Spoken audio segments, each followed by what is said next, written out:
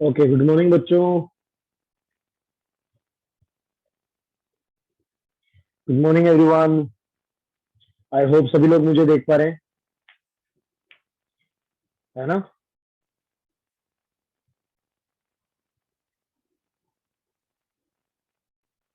Okay,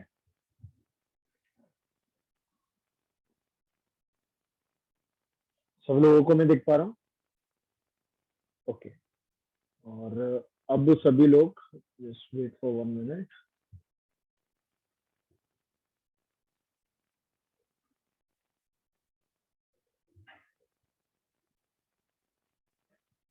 जी, अब सभी लोग जो है होस्ट पे चैट करेंगे। You will all chat on host. Okay, सभी लोग अब होस्ट पे चैट करेंगे, है ना?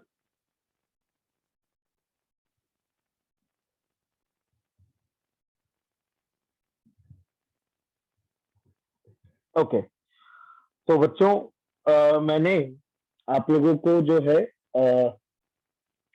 अभी अभी सुबह जो लोग एक ग्रुप में एडेड है, मैंने उनको तो दे दिए थे exercise O1 question number 1 to 7 के सॉल्यूशन मैंने दे दिए थे। जिन लोगों को मान लीजिए किसी व्हाट्सएप ग्रुप के थ्रू अगर नहीं मिले हैं, डोंट वरी, मैं आपको भी यहीं पे पेस्ट कर देता हूँ। I can paste those solutions for you in this handout. ठीक है,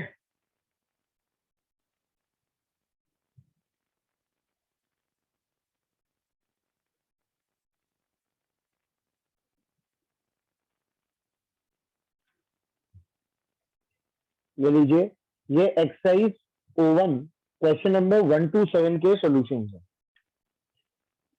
ठीक है, exercise O1 question number 1 to 7 के सॉल्यूशंस हैं, इनको आप लोग देख लीजिएगा।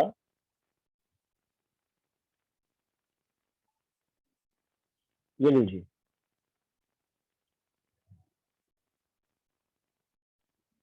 अब ये बताइए, पहले तो अपन डिस्कशन कर लेते हैं। ठीक है ना? First let us discuss exercise O1। अपनी शीट का डिस्कशन बचा हुआ था जो मैंने कल पोस्टपोन कर दिया था, तो अपन उसको डिस्कस कर लेते हैं। ठीक है, एक्सरसाइज O1 पहले तो 1 to 7 जो मैंने आपको सवाल दिए थे। ठीक है, पहले तो अपन वो डिस्कस कर लेते हैं। बताइए भैया, 1 to 7 एक्सरसाइज O1 में कोई डाउट? कल जैसे कोई बच्चा सेकंड और थर्ड क्वेश्चन पूछ रहा था, तो एक बार आप लोग जो आपकी स्क्रीन पे सोल्यूशन है एक बार आप उसको पढ़ लीजिए, है ना? अगर आपको तब भी डाउट हो तो अपन बात कर लेते हैं। जैसे एक्सरसाइज ये क्वेश्चन नंबर थर्ड का ए पार्ट पूछ रहे हैं, तो बच्चों कोई ऐसे फैक्ट्स थे जो आपको मैंने आपसे तब भी कहा था कि आप पीरियोडिक टेबल के जो आपका थ्योरी वाला पार्ट है उसको अगर आप पढ़ोगे तो आपको क्लियर हो जाता है। ट्रांस यूरेनिक एलिमेंट्स क्या होते हैं बच्चों, मैं आपको बता देता हूँ। What are transuranic element? आप लोगों ने देखा था कि अपना जो एस ब्लॉक है, एस ब्लॉक की बात कर रहा हूं मैं,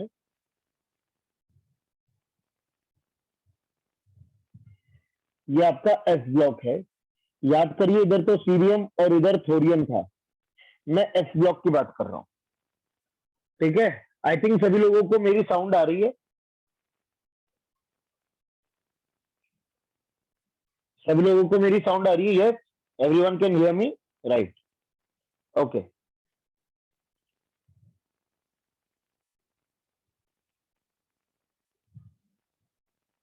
अब सुनिए, जो यूरेनियम है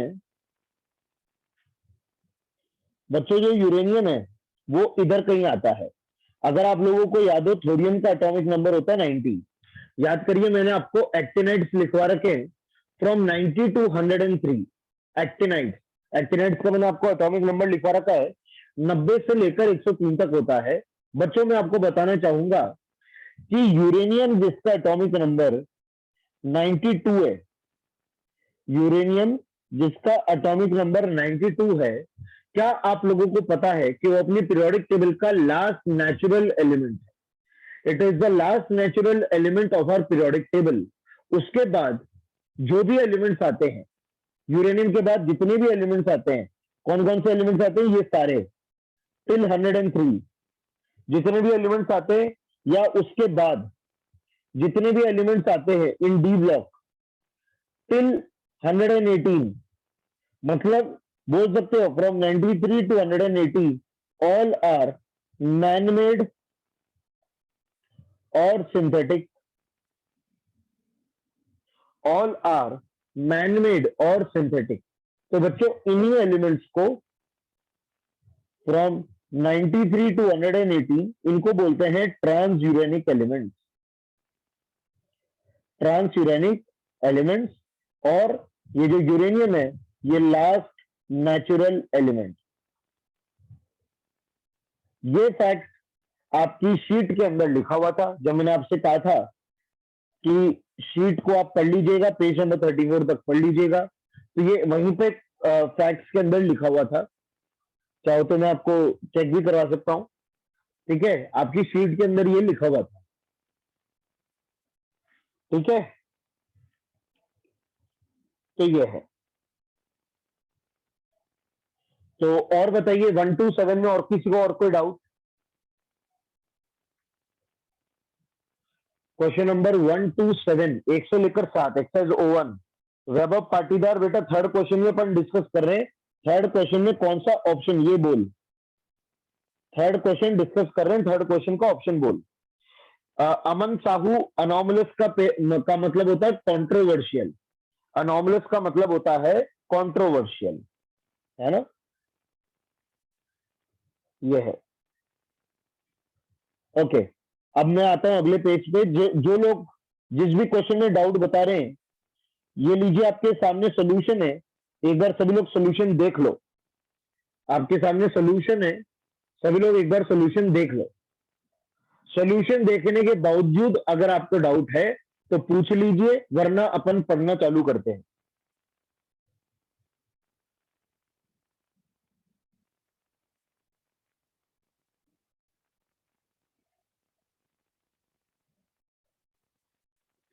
अनोमलस का मतलब अभी बोला मैंने, कॉन्ट्रोवर्शियल। याद करिए ये शब्द अपन ने यूज करा था मेंडलीव के अंदर, और मैंने वहां पे भी उसका मतलब बताया था।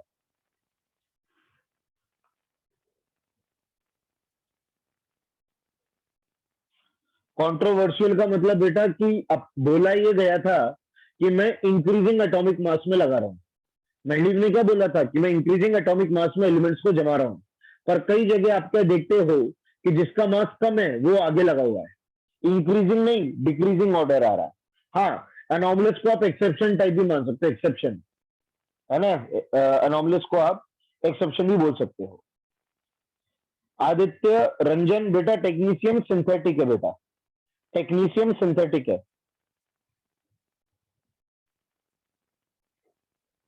4 का बी, बहुत बढ़िया बेटा। प्रकाश कुमार बहुत ही प्यारा। 4 बच्चों, 4 का बी पूछ रहे कोई, मतलब इनको मेरे लिखाए नोट्स पे विश्वास ही नहीं रहता है। बेटा नोट्स के अंदर लिखवा रखा है प्रकाश कुमार, साफ साफ साफ सुथरे शब्दों में नोट्स में मिल जाएगा बेटा तेरे को। नोट्स देखो। ओके, अब मैं बात करता हूं।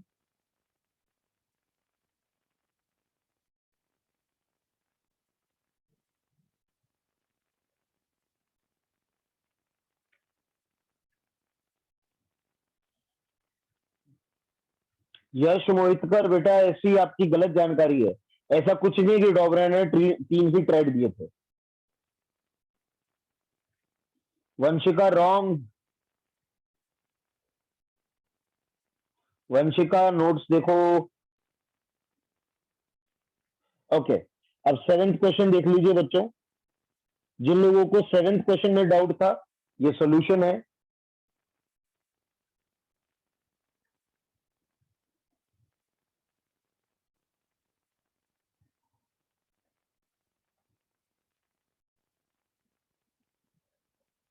ये 7th क्वेश्चन है, एक बार आप लोग देख लीजिए इसके आंसर क्या है। ईच एंड एवरीथिंग वैसे तो आपको नोट्स में मिलेगी, each and everything, almost each and everything. Quantum number Yuvraj Shekhar बेटा, क्वांटम नंबर के डाउट मैं नहीं बता पाऊंगा, सर ने कहा है कि वो खुद ही डिस्कस करेंगे, तो I will not discuss quantum number with you, है ना।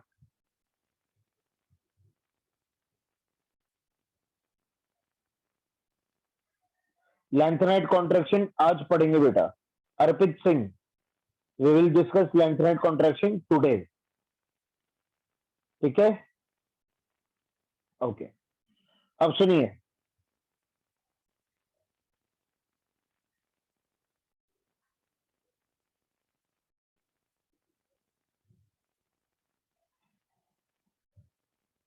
अब लास्ट हैंड आउट में बच्चों, जरा आपका कल का हैंड आउट, मैंने इसमें जो उसके अलावा सवाल थे, जो बाकी के सवाल थे, इनके सॉल्यूशन दे दिए थे। इसमें किसी को कोई डाउट हो तो पूछ लीजिए, इसमें किसी को डाउट हो तो पूछ लीजिए। 39 कोई पूछ रहा है, हाँ हाँ, सभी बच्चों को मैं 39 क्वेश्चन जरूर एक्सप्लेन करना चाहूंगा। 39 क्वेश्चन के बारे में अभी तक अपन ने नोट्स के अंदर ही बात नहीं करी है, सभी लोग 39 क्वेश्चन पे फोकस करेंगे। बच्चों एक फैक्ट है जो मैं आपको बताना चाहूंगा, ओके सुनो। आप लोग जैसे पीरियोडिक टेबल देखते हो, सभी लोग एक्सरसाइज O1 का 39 क्वेश्चन देखेंगे।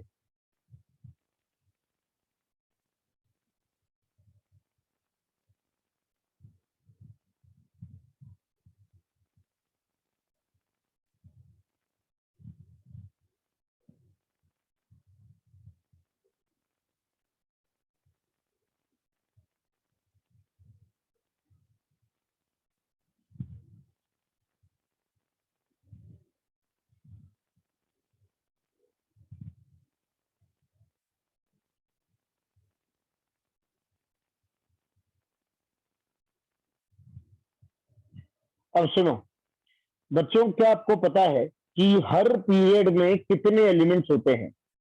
जैसे first period, second period, third period, fourth, fifth, six and seven, her period में जो एलिमेंट्स होते हैं, वैसे तो आप लोग नंबर याद रख सकते हो,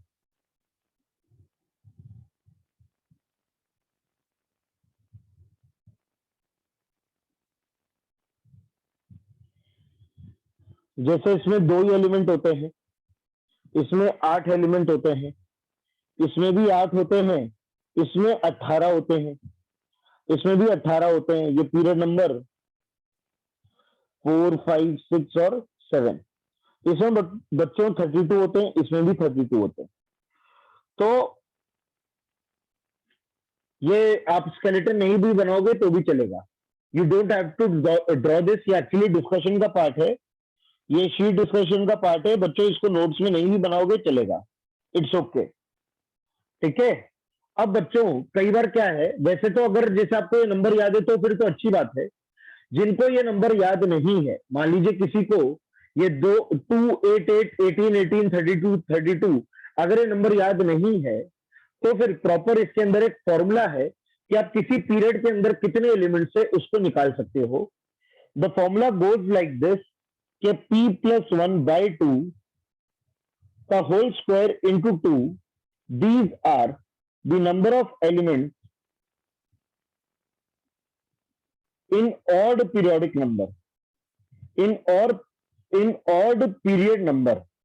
अगर कोई पीरियड नंबर ऑड है तो उसमें कितने एलिमेंट्स होंगे, ये इसका फॉर्मूला है। तो आइए इसको ट्राई भी करते हैं। जैसे पीरियड नंबर अगर 5 की बात करूं, लगाइए फॉर्मूला, पीरियड नंबर 5 के लिए ये वाला फॉर्मूला लगाइए। तो 5+1/2, 5+1/2 का स्क्वायर इंटू 2, 18 आ रहा है।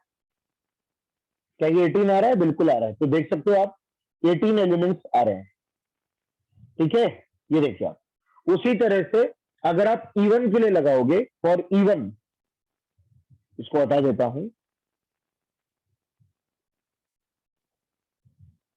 p+2/2 का whole square, this is the formula for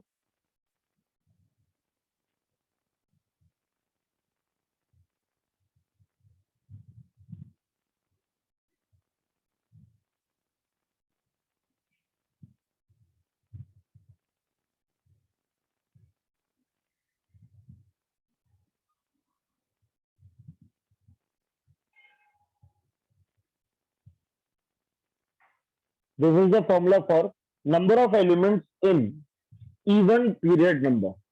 आइए इसको भी ट्राई करके देखते हैं। जैसे पीरियड नंबर ले लेते हैं अपन 6, तो 6 के लिए एक बार निकालो नंबर ऑफ एलिमेंट्स कितने आएंगे।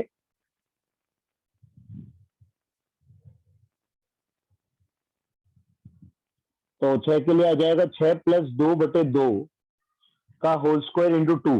बताइए बच्चों कितना आ रहा है। 8, 8/2 4 square, 4 square that is 16, 16 into 2 32 आपका यहाँ पे आंसर आ रहा है, जो कि बिल्कुल सही आंसर। ये देखिए एकदम सही आंसर है ना। तो आप इस तरीके से निकाल सकते हैं। ठीक है, तो अब क्या होता है ना बच्चों, ये फॉर्मूला कहाँ पे हेल्पफुल है आपको ही पता है। कई बार हाइपोथेटिकल सवाल आ जाता है। हाइपोथेटिकल सवाल क्या रहता है कि जैसे मान लीजिए सवाल क्या है कि 9th पीरियड आप अज्यूम करो, 9th पीरियड। अब बताइए 9th पीरियड में कितने एलिमेंट्स आएंगे, या 10th पीरियड आप अज्यूम करो, 10th पीरियड में कितने एलिमेंट्स आएंगे।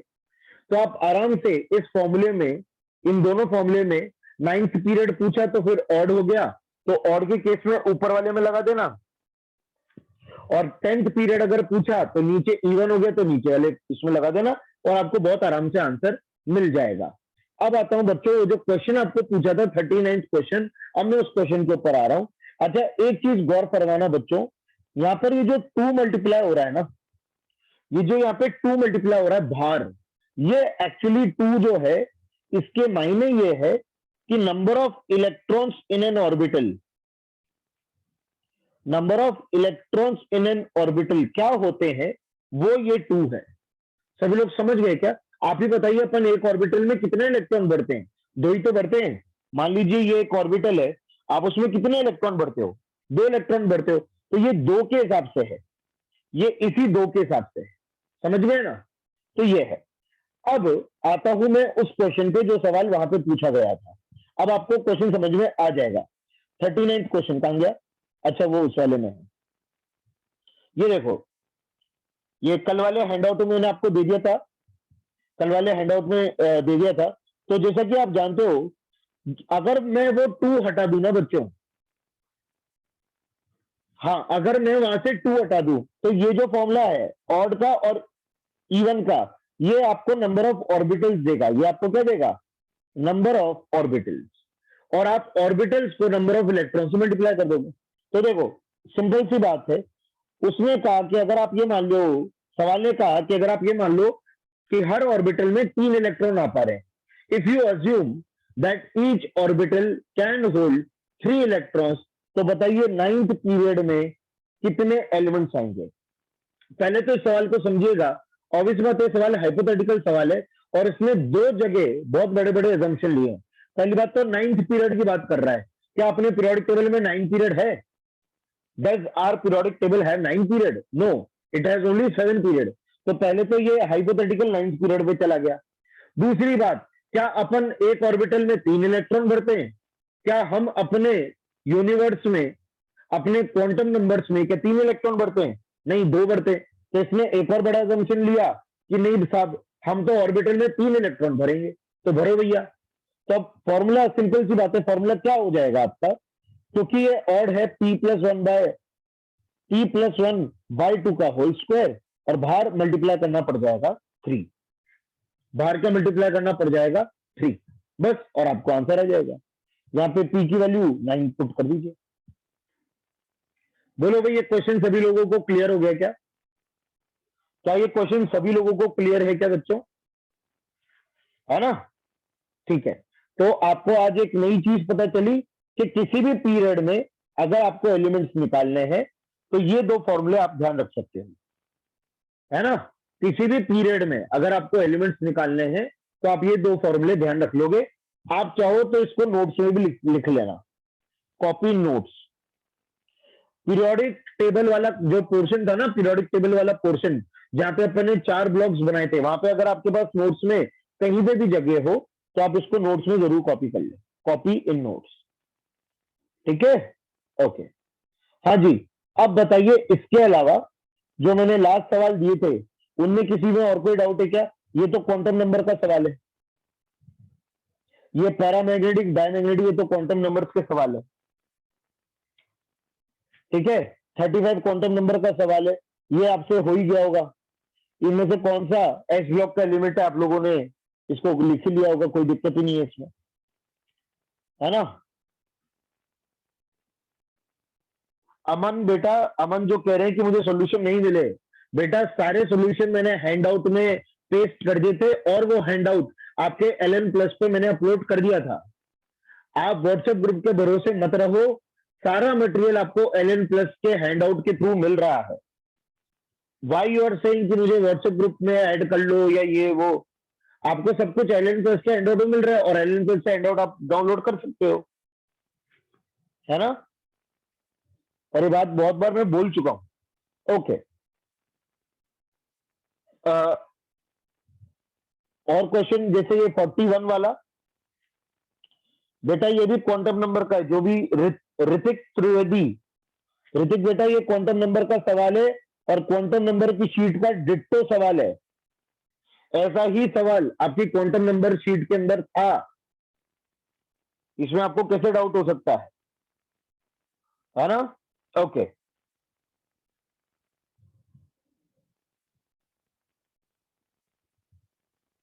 सारे ये क्वांटम नंबर से रिलेटेड सवाल थे। 47 भी क्वांटम नंबर, आदित्य संतोष जादव, बेटा ऑक्सीजन में कितने पेड इलेक्ट्रॉन होते हैं, ये नहीं निकाल पा रहे क्या अपन यार, फिर आगे पढ़ाई कैसे करेंगे। आदित्य संतोष जादव, बेटा पेड इलेक्ट्रॉन पूछ रहे हो आप ऑक्सीजन के, कॉन्फ़िगरेशन लिखो ऑक्सीजन की, आंसर आ जाता है। H2 का 16th जो क्वेश्चन है बच्चों, ये इंफॉर्मेशन बेस्ड क्वेश्चन है।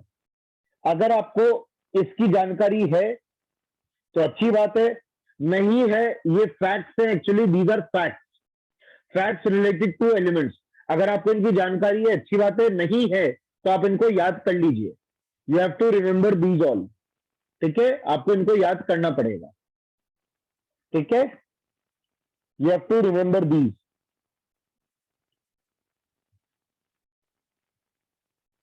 ऑस्मियम नोबल नहीं है, किसने कहा ऑस्मियम नोबल है, ऑस्मियम नोबल नहीं है। पुष्पराज यादव, बेटा आई थिंक मेरी तरफ से सारे स्क्रीन दिख रहे हैं, एक बार आप या तो लॉग आउट करके लॉग इन कर लीजिए और रिफ्रेश करिए, दिख जाएगा आपको। 17 क्वेश्चन का भी सोल्यूशन बकायदा आपको मिल गया था, तो I think everything should be clear over here, है ना। आई थिंक ये भी आपको सोल्यूशन इसका मिल गया था। इसमें इसने क्या करा है, एनर्जी ऑर्डर चेंज कर दिया है। 17 क्वेश्चन भी एक अच्छा क्वेश्चन है, इट्स अ गुड क्वेश्चन। इसमें इसने क्या किया है, एनर्जी ऑर्डर चेंज कर दिया है। It is not filling according to the Aufbau principle, ये अफबाउ प्रिंसिपल के अकॉर्डिंग फिल नहीं कर रहा है, इसने शेल वाइज इलेक्ट्रॉन फिल करना शुरू करा है, और फिर एलिमेंट्स का आपसे ब्लॉक पूछ रहा है। तो आई थिंक ये आपको क्लियर हो गया है ना। और लास्ट क्वेश्चन ये था, जो कि वैसे भी आपसे हो गया होगा, कि इसका ग्रुप और पीरियड आपसे पूछ रहा था, तो आई थिंक ये भी क्लियर है। तो अभी तक मैंने जो आपको होमवर्क दिया है शीट में से, इन पीरियोडिक टेबल, कोई डाउट है क्या, कोई डाउट है क्या भैया। जो भी होमवर्क मैंने दिया है शीट में से, किसी को कोई डाउट है क्या। 17 कौन सा बेटा, धनंजय मौर्य, बेटा आपने सोल्यूशन देखी क्या। वैभव पाटीदार, बेटा क्या डाउट है इसमें, ये पी ब्लॉक का एलिमेंट है ना, तो पी ब्लॉक में पहली बात तो हाईएस्ट प्रिंसिपल क्वांटम नंबर 5 दिख रही है। Vaibhav Patidar, highest principal quantum number period हो जाता है, तो पीरियड नंबर 5 हो गया। और पी ब्लॉक के लिए अपन ग्रुप कैसे देखते हैं, एस के इलेक्ट्रॉन, पी के इलेक्ट्रॉन और 10 जोड़ देते हैं, तो 16th ग्रुप हो गया, तो इसका आंसर 1 आ गया, सब लिखा हुआ है यहाँ पे,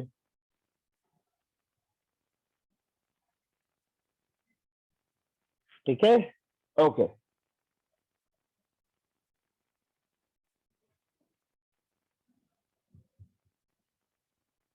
चलिए जी, आगे पढ़ना शुरू करते हैं, तो कल का एंड आउट है,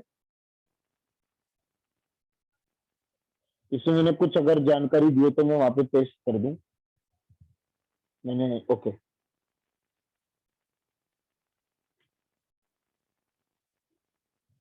17 के सी का कॉन्फ़िगरेशन, हाँ क्या हो गया,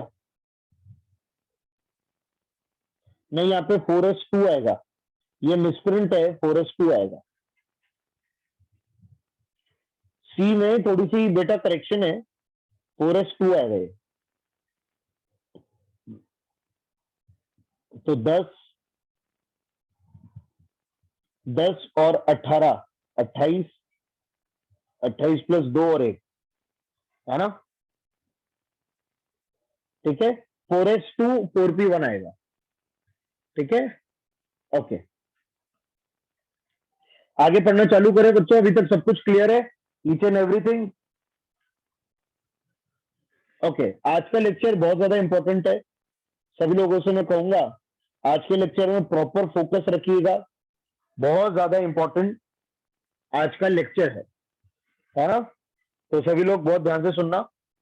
बाबू पंडित, आई थिंक आप लेट ज्वाइन हुए क्लास में। बाबू पंडित ट्रांसयूरेनिक एलिमेंट में समझा चुका था, तो आप रिकॉर्डिंग देख लेना, है ना? आप क्लास में लेट ज्वाइन हुए हो, मैं समझा चुका हूं, आप रिकॉर्डिंग देख लेंगे। ओके,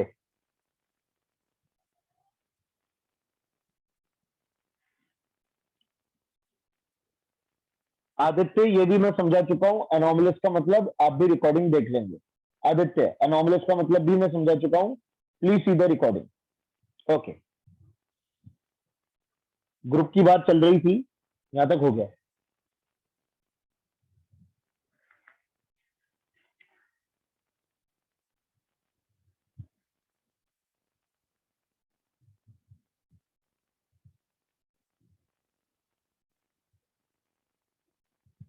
अब सुनो बच्चों, मैंने जो ग्रुप आपको बताए थे, ये ग्रुप कौन कौन से थे?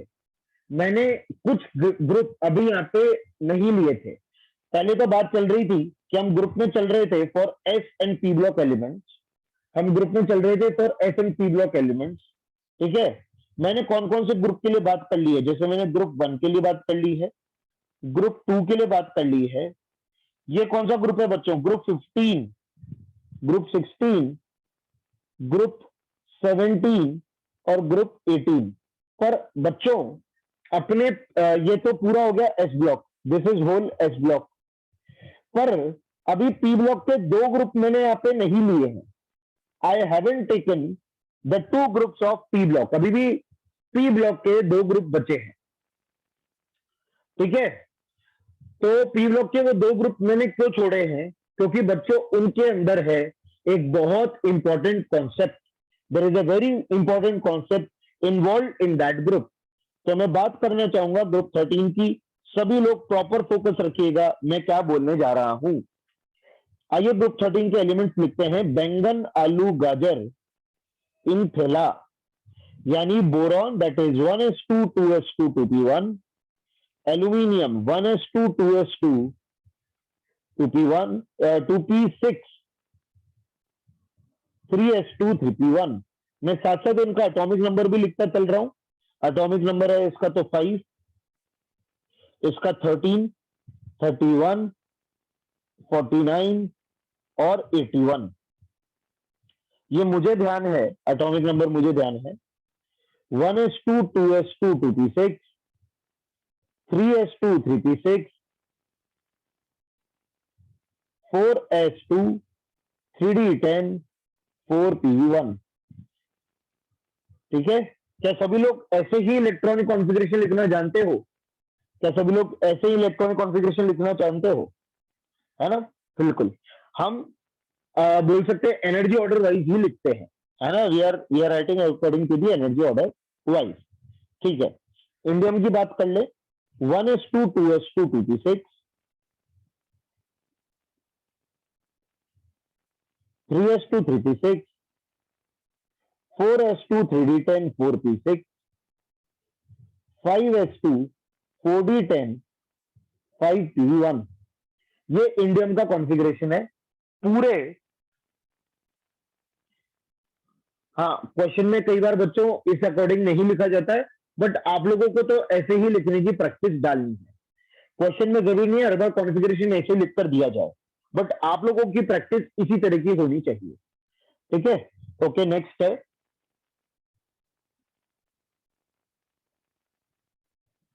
थैलियम, अब थैलियम में काफी बड़ा कॉन्फ़िगरेशन आएगा, 1s2 2s2 2p6, 3s2 3p6, 4s2 3d10 4p6, 5s2 4d10 5p6, 6s2 4f14, 5d10 6p1। ये बच्चों मैंने अभी अभी 81 इलेक्ट्रॉन्स आपको जमा के दिए। I have just arrange 81 electrons in front of you, है ना? ओके। अब बच्चों बात यह है कि मैंने कॉन्फ़िगरेशन तो लिख दिया और आप लोगों को भी दिख रहा है कि एक एक शेल बढ़ता जा रहा है। सभी लोग एक बार ये वैलेंस इलेक्ट्रॉनिक कॉन्फ़िगरेशन को देखो भाई, सभी के अंदर ये देखिए ना, एक एक शेल बढ़ता जा रहा है। सभी लोगों को दिख रहा है क्या? तो अगर अपन सोचें कि इनके एटॉमिक रेडियस का ऑर्डर क्या रहेगा, तो किसी को भी लगेगा कि सर वही इंक्रीजिंग ऑर्डर आएगा। भाई इंक्रीजिंग ऑर्डर आएगा, यस और नो? आपको ऐसा लग सकता है, ठीक है। पर बच्चों यहां पर अब एक कॉन्सेप्ट इंट्रोड्यूस होने वाला है, बहुत इंपॉर्टेंट कॉन्सेप्ट इंट्रोड्यूस होने वाला है, शील्डिंग पावर। शील्डिंग पावर बच्चों असल में जो आपके 4 सबशेल्स होते हैं, कौन कौन से 4 सबशेल्स होते हैं? SPDF, इन सबकी अपनी खुद की एक शील्डिंग पावर होती है। पहली बात तो सभी लोग शील्डिंग का मतलब समझते हो ना? सभी लोग शील्डिंग का मतलब समझते हो ना? अगर कोई इलेक्ट्रॉन न्यूक्लियस की ओर है, जैसे मैं आपको बताता हूं, मान लीजिए न्यूक्लियस है ना? ये न्यूक्लियस है और ये ऐसे शेल्स है। तो जो इलेक्ट्रॉन अंदर है, जो इलेक्ट्रॉन अंदर है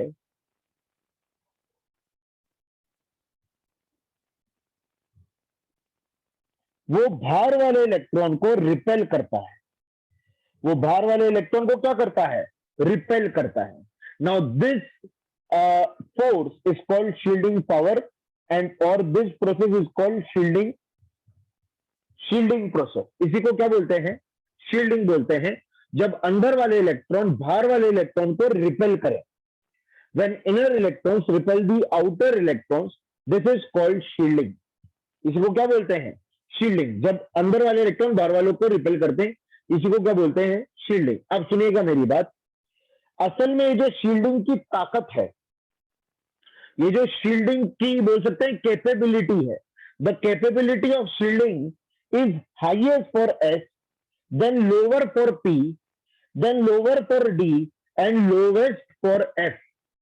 सबसे तगड़ा धक्का, आप इसको एक तरह का धक्का भी बोल सकते हो, सबसे तगड़ा धक्का एस लगाता है, सबसे पावरफुल धक्का अंदर से एस लगाता है, उससे कम पी लगाता है, और बोल सकते हैं डी और एफ तो पुअर शील्डर्स में काउंट होते हैं।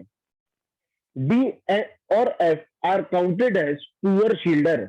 ये लोग अगर अंदर हैं, अगर ये लोग अंदर की ओर हैं, तो इन लोगों में दम नहीं है कि बाहर वाले इलेक्ट्रॉन को धक्का लगा पाए। They do not have proper strength, whereas S and P are counted as good shielders.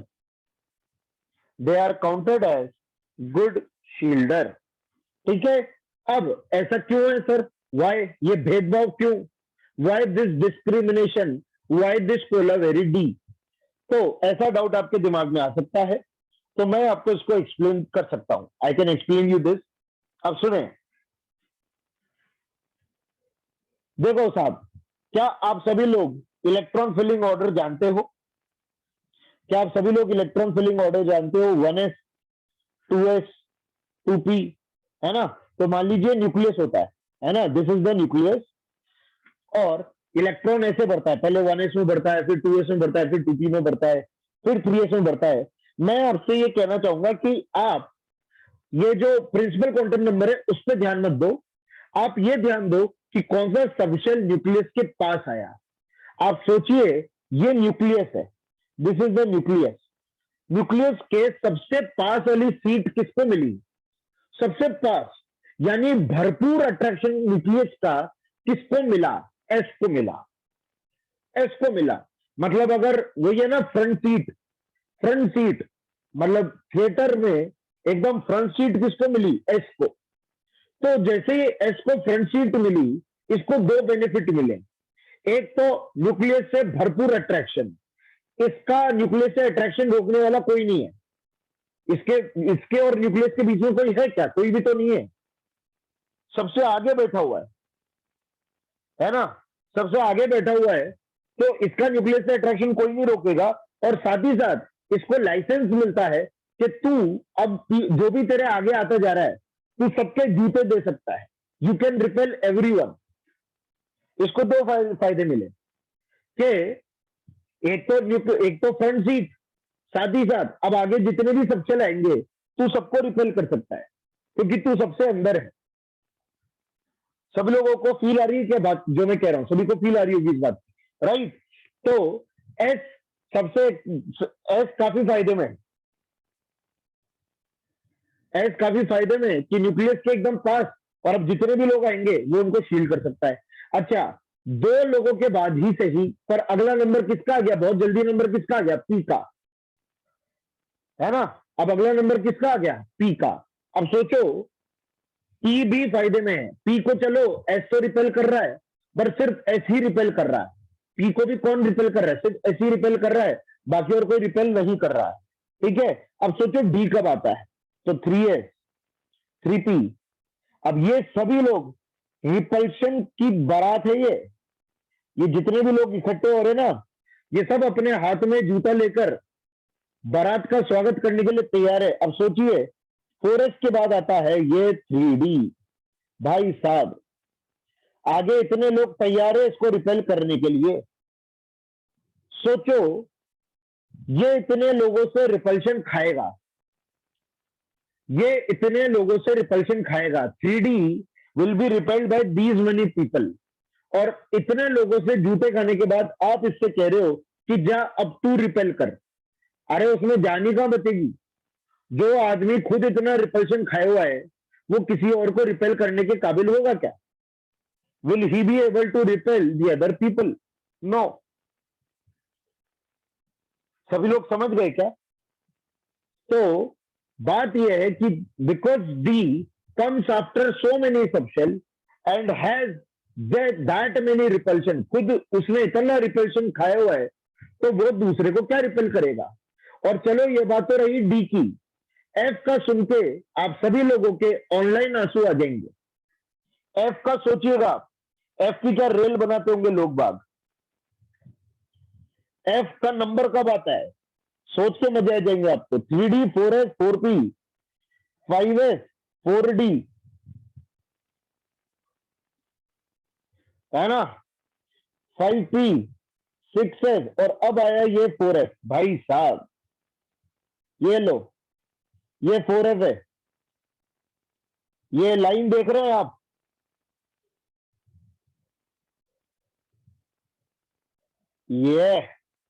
ये लाइन देखें,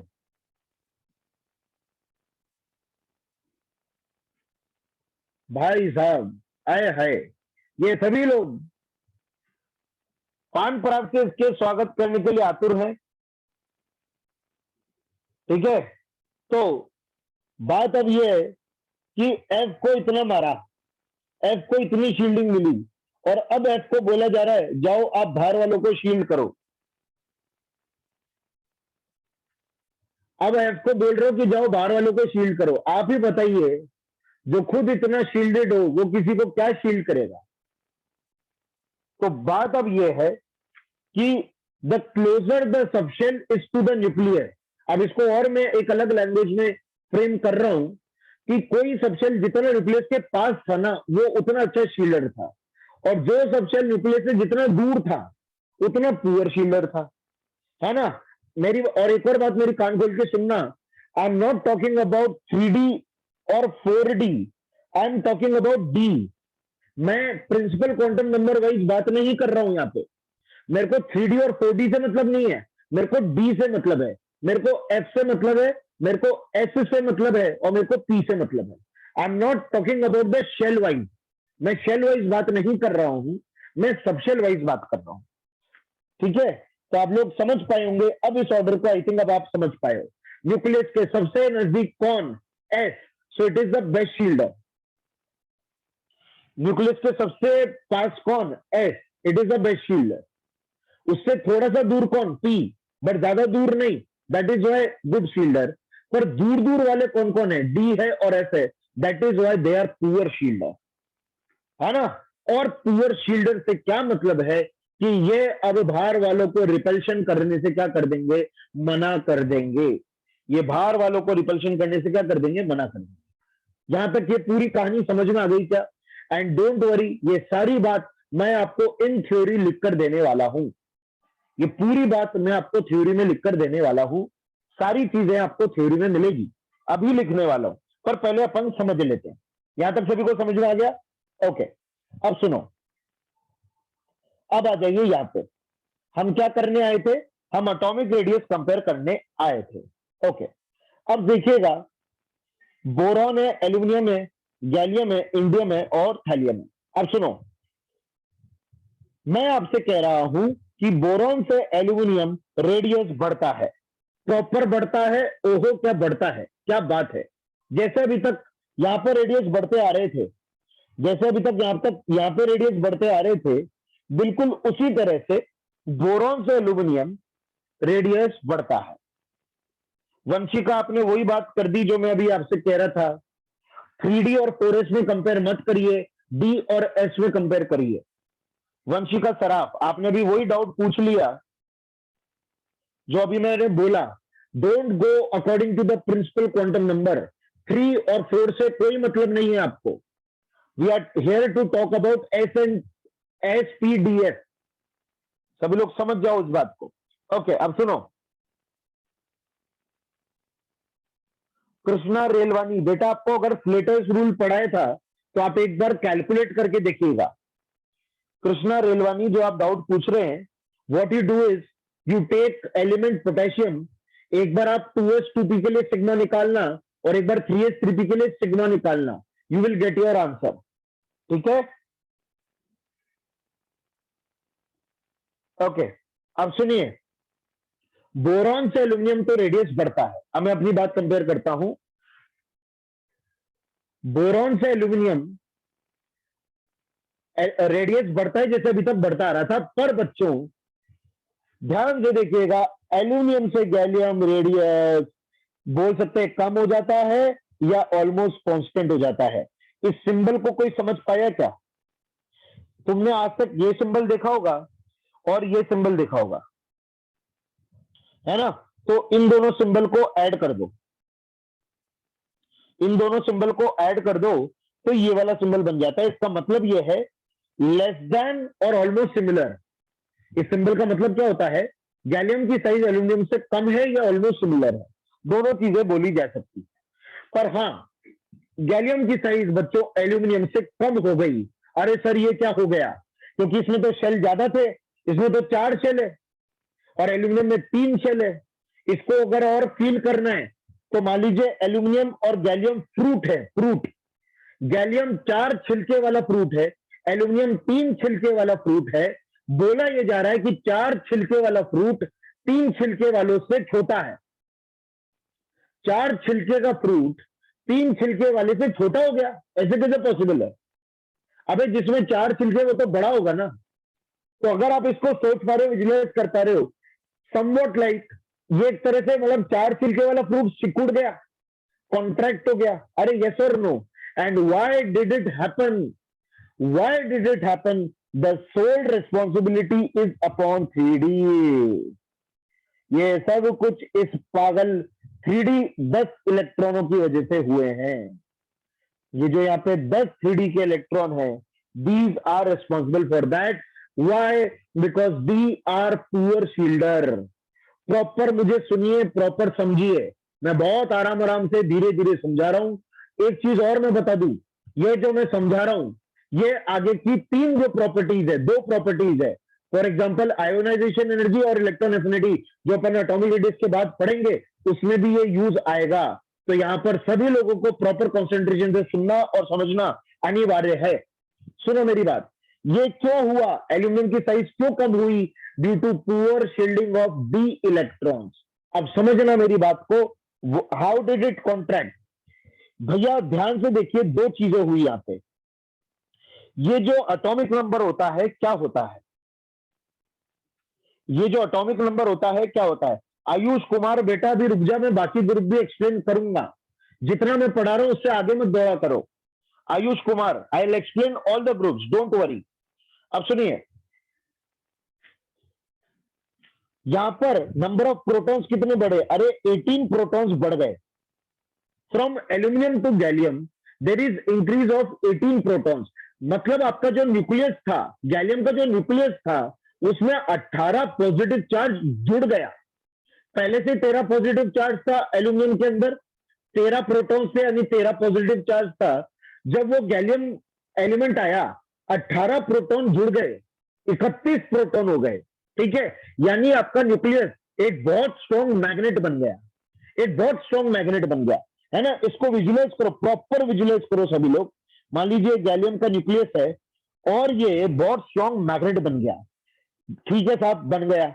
अब 18 अगर प्रोटॉन आए हैं तो 18 ही इलेक्ट्रॉन भी आए हैं। भाई जितने प्रोटॉन ऐड होते हैं उतने इलेक्ट्रॉन भी तो ऐड होते हैं। एल्यूमिनियम और गैलियम में 18 इलेक्ट्रॉन का फर्क है, गैलियम में 18 इलेक्ट्रॉन ज्यादा है। पर भाई साहब उन 18 इलेक्ट्रॉन में से जो 10 इलेक्ट्रॉन हैं वो चले गए कंबक्ट 3D में। वहीं पे अपने भी भाग टूट गए। एक टॉपिक अपना सिलेबस का इंक्रीज हो गया, अपना एक एक्सेप्शन जनरेट हो गया, अपने आईआईटी की सिलेबस में एक टॉपिक वहीं इंक्रीज हो गया। ये जो 10 इलेक्ट्रॉन डी में गए, इन सालों ने इन 4p और 4s को रिपल्शन नहीं किया। इस 4s और 4p को रिपल्शन नहीं किया जो कि करना चाहिए था, रिपल्शन ही नहीं किया। वाई? क्योंकि मैं तो पुअर शील्डर हूं। डी ने क्या कहा? मैं तो पुअर शील्डर हूं। अब अगर मैं पुअर शील्डर हूं तो मैं इसको रिपेल नहीं कर सकता। ठीक है साहब, कोई बात नहीं, तू रिपेल नहीं कर सकता, पर वहां पे लफड़ा क्या पड़ गया? अबे तुम्हारा न्यूक्लियस तो हाई पॉजिटिव चार्ज हो गया ना, the nucleus became highly positive charge, और इलेक्ट्रॉन को रिपल्शन ही नहीं मिला। आपका न्यूक्लियस तो बहुत स्ट्रॉन्ग मैग्नेट बन गया और इन इलेक्ट्रॉन्स को रिपल्शन ही नहीं मिला। न्यूक्लियस ने एक पंजा निकाला और 4s और 4p पे झपट्टा मार के जकड़ लिया। High Z effective. What happened is high Z effective. सारी चीजें कनेक्ट हुई क्या? High Z effective. Z effective बहुत ज्यादा हाई हो गया और उसके कारण जो रेडियस एक शेल के जुड़ने से बढ़नी चाहिए थी वो रेडियस हो गई कम, due to the poor shielding of 10 electrons of D sub shell. सोचो 10 इलेक्ट्रॉन ने मना कर दिया कि हम रिपल्शन नहीं कर रहे। 10 इलेक्ट्रॉन ने मना कर दिया कि हमसे ना हो पाएगा साहब, हम तो रिपल्शन नहीं कर रहे। अच्छा, अब बहुत ध्यान से सुनना। तो सर ये बोरॉन से एल्यूमिनियम क्यों रेडियस बढ़ी थी? बोरॉन से एल्यूमिनियम रेडियस क्यों बढ़ी थी? अरे क्योंकि कोई पुअर शील्डर था ही नहीं वहां पे। There is no poor shielder in aluminium, all are good shielder. मिला मिला के रिपल्शन देते, दबा दबा के रिपल्शन देते। खूब मारा, मारा तो इनको आगे धक्का दे दिया। भाई प्रोटॉन्स तो यहाँ पे भी तो बड़े थे, प्रोटॉन्स के यहाँ नहीं बड़े थे क्या? बड़े थे, पर यहाँ पे कोई पुअर शील्डर नहीं था ना, यहाँ पे सब गुड शील्डर थे। मिला मिला के रिपल्शन दिया, रेडियस बढ़ाया, है ना। पर क्योंकि D subshell is poor shielder, इसलिए वहां पे प्रोटॉन्स भी बढ़े पर बोल सकते हैं रिपल्शन नहीं मिला। प्रोटॉन्स बढ़े पर रिपल्शन नहीं मिला। न्यूक्लियस ने झपट्टा मार के 4s और 4p को बोल सकते हैं एक तरह से अट्रैक्ट कर लिया, जेड इफेक्टिव बढ़ गया, उसके कारण रेडियस क्या हो गया? कम। एंड इसको बिल्कुल we call it contraction, we call this phenomenon a contraction, we call this contraction and it is called transition contraction। अच्छा बच्चों, जिस एलिमेंट के इलेक्ट्रॉन डी में आते हैं हम उन एलिमेंट्स को क्या बोलते हैं? Transition elements. यस और नो? जिन एलिमेंट्स के लास्ट इलेक्ट्रॉन डी में आते हैं we call them transition elements। that is why this contraction is called transition contraction और उसका एक और नाम है decontraction। decontraction, ठीक है। तो ये वाली बात है। जो भी लोग अभी डाउट लिख रहे हैं, अभी डाउट मत लिखिए, देर सवेर जब तक मैं पूरी बात खत्म करूंगा जो जो आप डाउट लिख रहे हो वो सारे क्लियर हो जाएंगे। There is no sense in writing doubt right now on the chat. Proper समझिए आप, ठीक है। ओके, अब सुनो,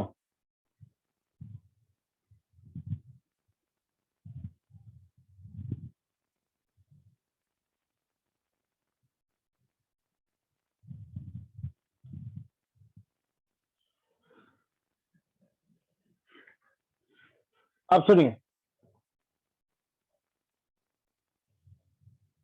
ये हो गया। अब आगे क्या होता है सर, आगे की कहानी चालू करो आप। एल्यूमिनियम और गैलियम का केस तो समझ में आ गया, अब आप नीचे चलिए। अब अपन और नीचे चल रहे हैं, आई थिंक गैलियम तक सारी पिक्चर क्लियर है। अब अपन नीचे चलते हैं। अब बच्चों मैं कहूंगा, गैलियम से इंडियम फिर से रेडियस बढ़ जाती है। गैलियम से इंडियम फिर से रेडियस क्या हो जाती है, बढ़ जाती है।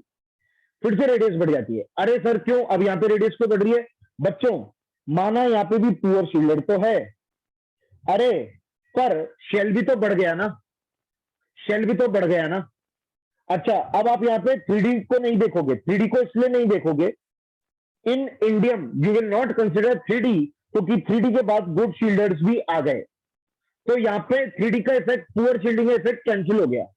यहाँ पे 3D का पुअर शील्डिंग इफेक्ट कैंसिल हो गया, क्योंकि 4S और 4P गुड शील्डर आ गए।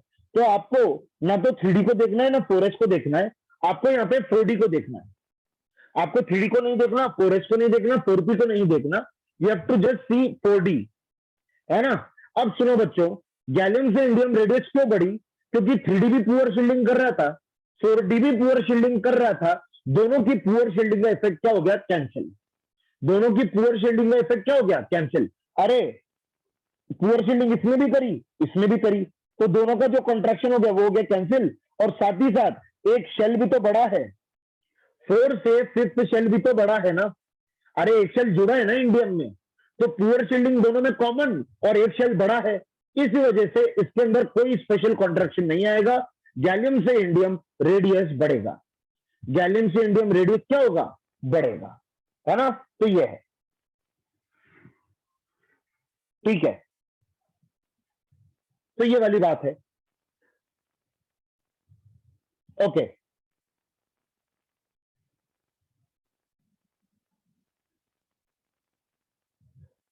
आई थिंक सभी लोगों को भी समझ में आ जाएगा। तो यहां से गैलियम से इंडियम आपका रेडियस क्या हो गया, बढ़ेगा।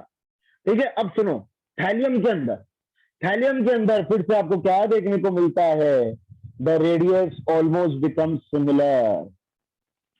द रेडियस यहाँ पे फिर से क्या हो जाती है, similar. Now who is responsible over here, यहाँ पे इसके पीछे रिस्पॉन्सिबल कौन है? बच्चों आपको लगेगा कि सर यहाँ पे भी तो वही हो रहा है, कि सर 5D और 5D यहाँ पे भी आ रहा है, सब कुछ से सही तो है। अरे बच्चों यहाँ पे घूर कर देखिए, 14 इलेक्ट्रॉन किसके अंदर है, 4s के अंदर है। और यहाँ पर जो प्रोटॉन बढ़े थे, कितने बढ़े थे, 32। न्यूक्लियस में कितने प्रोटॉन बढ़े, 32। न्यूक्लियस से प्रोटॉन कितने बढ़े, 32। और उसमें से 14 इलेक्ट्रॉन ने रिपल्शन करने के लिए सरासर मना कर दिया, क्योंकि ये तो और पुअर शील्डर है, ये तो और पुअर शील्डर है। तो 32 प्रोटॉन बढ़े फ्रॉम इंडियम टू थैलियम, और उनमें से 14 इलेक्ट्रॉन ने मना कर दिया, हम शील्डिंग नहीं करेंगे। तो उसके कारण क्या होगा भैया, जो रेडियस बढ़ना चाहिए था, 5 से 6 शेल होने पर जो रेडियस बढ़ना चाहिए था, वो उतना बढ़ता नहीं है। घटता तो नहीं है, यहां पर रेडियस घटता तो नहीं है, पर बढ़ता भी नहीं है जितना बढ़ना चाहिए था। अब मेरी बात बहुत ध्यान से सुनिए, जिन लोगों को डाउट आ रहा है मेरी बात बहुत ध्यान से सुनिए। अगर यहाँ पे मैं आपसे बोलता हूं, अगर यहाँ पे ये 4f ना होता, मैं आपसे ये बोल रहा हूं कि अगर यहाँ पे ये 4f ना होता, और अगर ये कॉन्फ़िगरेशन इस प्रकार से होती, जैसे गैलियम से इंडियम रेडियस बढ़ी है, थैलियम इंडियम से थैलियम भी रेडियस बढ़ती, बढ़ती, कोई प्रॉब्लम नहीं थी।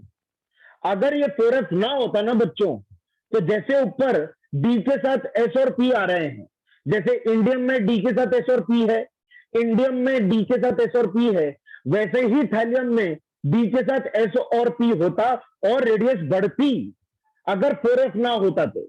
It is only due to the sole 4f, सिर्फ 4f की उपस्थिति के कारण यहां पर आ रहा है कॉन्ट्रैक्शन। क्या सभी को बात समझ में आई क्या? क्योंकि अगर ये 4f ना होता तो फिर से सारे इफेक्ट कैंसिल हो जाते, फिर से सारे इफेक्ट कैंसिल हो जाते। आपके डी की पुअर शील्डिंग और एस और पी की गुड शील्डिंग, सारे इफेक्ट कैंसिल हो जाते और एक शेल बढ़ने के कारण रेडियस फिर से बढ़ जाता। सारे डी की पुअर शील्डिंग कैंसिल हो जाती और एक शेल की बढ़त के कारण रेडियस फिर से बढ़ जाता। It is only due to the poor shielding of 4f कि यहां पे रेडियस क्या हो रहा है, सेम। सभी लोगों को समझ में आ गया होगा। जो लोग फिर से कह रहे हैं वो बच्चों रिकॉर्डिंग देख लेना, क्योंकि ऐसे अपना सिलेबस आगे बढ़ ही नहीं पाएगा। मैं वैसे भी 2-3 बार हर चीज को रिपीट कर रहा हूं। जो लोग फिर से कह रहे हैं वो रिकॉर्डिंग एक बार जरूर देख लेंगे, ठीक है? मैं बार बार रिपीट नहीं कर सकता। तो यहाँ पे फाइनल जो आपका ऑर्डर आता है, फाइनल जो यहाँ पे आपका ऑर्डर आता है, वो ऑर्डर आता है कि भाई बोरॉन से एल्यूमिनियम तो रेडियस बढ़ता है, एल्यूमिनियम से गैलियम रेडियस ऑलमोस्ट सिमिलर हो जाता है, गैलियम से इंडियम रेडियस बढ़ता है, और फिर इंडियम से थैलियम ऑलमोस्ट क्या हो जाता है, सिमिलर हो जाता है। इनमें से अच्छा एक चीज तो बताना भूल ही गया। तो सर फिर यहां पे जो ये कॉन्ट्रैक्शन हुआ है, यहां पर जो ये कॉन्ट्रैक्शन हुआ है, इस कॉन्ट्रैक्शन का नाम क्या रहेगा? पहली बात तो ये कॉन्ट्रैक्शन सोलली किसकी वजह से हुआ है? ये कॉन्ट्रैक्शन हुआ है 4f की वजह से। ये कॉन्ट्रैक्शन किसकी वजह से हुआ है? 4f की वजह से हुआ है। तो इस वजह से अच्छा 4f में जहां पे इलेक्ट्रॉन आते हैं, क्या आपको पता है 4f के एलिमेंट्स, 4f के एलिमेंट्स को किस नाम से बुलाते हैं? Lanthanides. So that is why we call it lengthenide contraction. We call it lengthenide contraction. इसको हम lengthenide contraction बच्चों कहते हैं, और F contraction because it is only due to 4f electron. याद रखना कौन सा कॉन्ट्रैक्शन कौन सा है ना? ये बहुत ध्यान रखना। जो लोग मुझसे स्लेटर रूल से रिलेटेड कुछ बातें कर रहे हैं, बेटा स्लेटर रूल मैंने आपको नहीं पढ़ाया, स्लेटर रूल सर ने आपको पढ़ाया। स्लेटर रूल में आपको क्या पढ़ाया मुझे नहीं पता, ठीक है? तो स्लेटर रूल से रिलेटेड बातें अपन बाद में डिस्कस करेंगे। Don't compare this with Slater rule. एक चीज और मैं बता दूं बच्चों, Slater rule was not the perfect rule. Slater rule ज्यादातर अप्लाई 30 एटॉमिक नंबर तक होता है। स्लेटर रूल सिर्फ 30 एटॉमिक नंबर तक होता है। आप लोग स्लेटर रूल को हर जगह नहीं लगा सकते। Slater rule is not perfect theory. It gives only right results. Slater rule से right result सिर्फ 30 एटॉमिक नंबर तक आते हैं, उसके आगे नहीं आते हैं। तो यहां पर आप स्लेटर रूल के अकॉर्डिंग मत सोचे तो ज्यादा बेटर है। Don't think about Slater rule over here, ठीक है? स्लेटर रूल नहीं लगता है हर जगह, ओके? और बच्चों यहां पे एक चीज और बहुत ध्यान से सुने,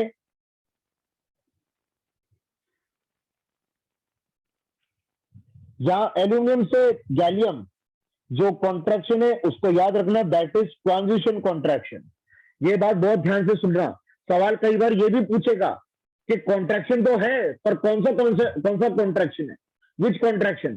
तो काफी लोगों को क्या सिर्फ लेंथेनाइड कॉन्ट्रैक्शन याद रहता है। याद रखना, from aluminium to gallium it is transition contraction, and from indium to thallium it is lanthanide contraction, है ना? अच्छा, ट्रांजिशन कॉन्ट्रैक्शन को ही स्टैंडर्ड कॉन्ट्रैक्शन भी बोलते हैं। तीन नाम हो गए, फिर इसके तीन नाम हो गए, ट्रांजिशन कॉन्ट्रैक्शन, स्टैंडर्ड कॉन्ट्रैक्शन और डी कॉन्ट्रैक्शन। ये तीनों एक ही कॉन्ट्रैक्शन, ठीक है साहब?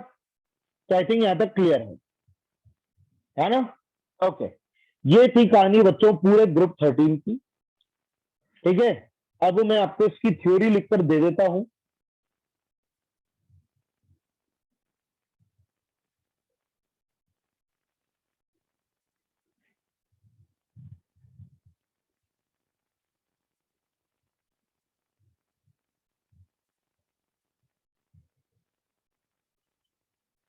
या एक काम करता हूं, मैं पहले पूरा आपको एक्सप्लेन कर देता हूं। Let me explain the complete thing, ठीक है? अब सुनो,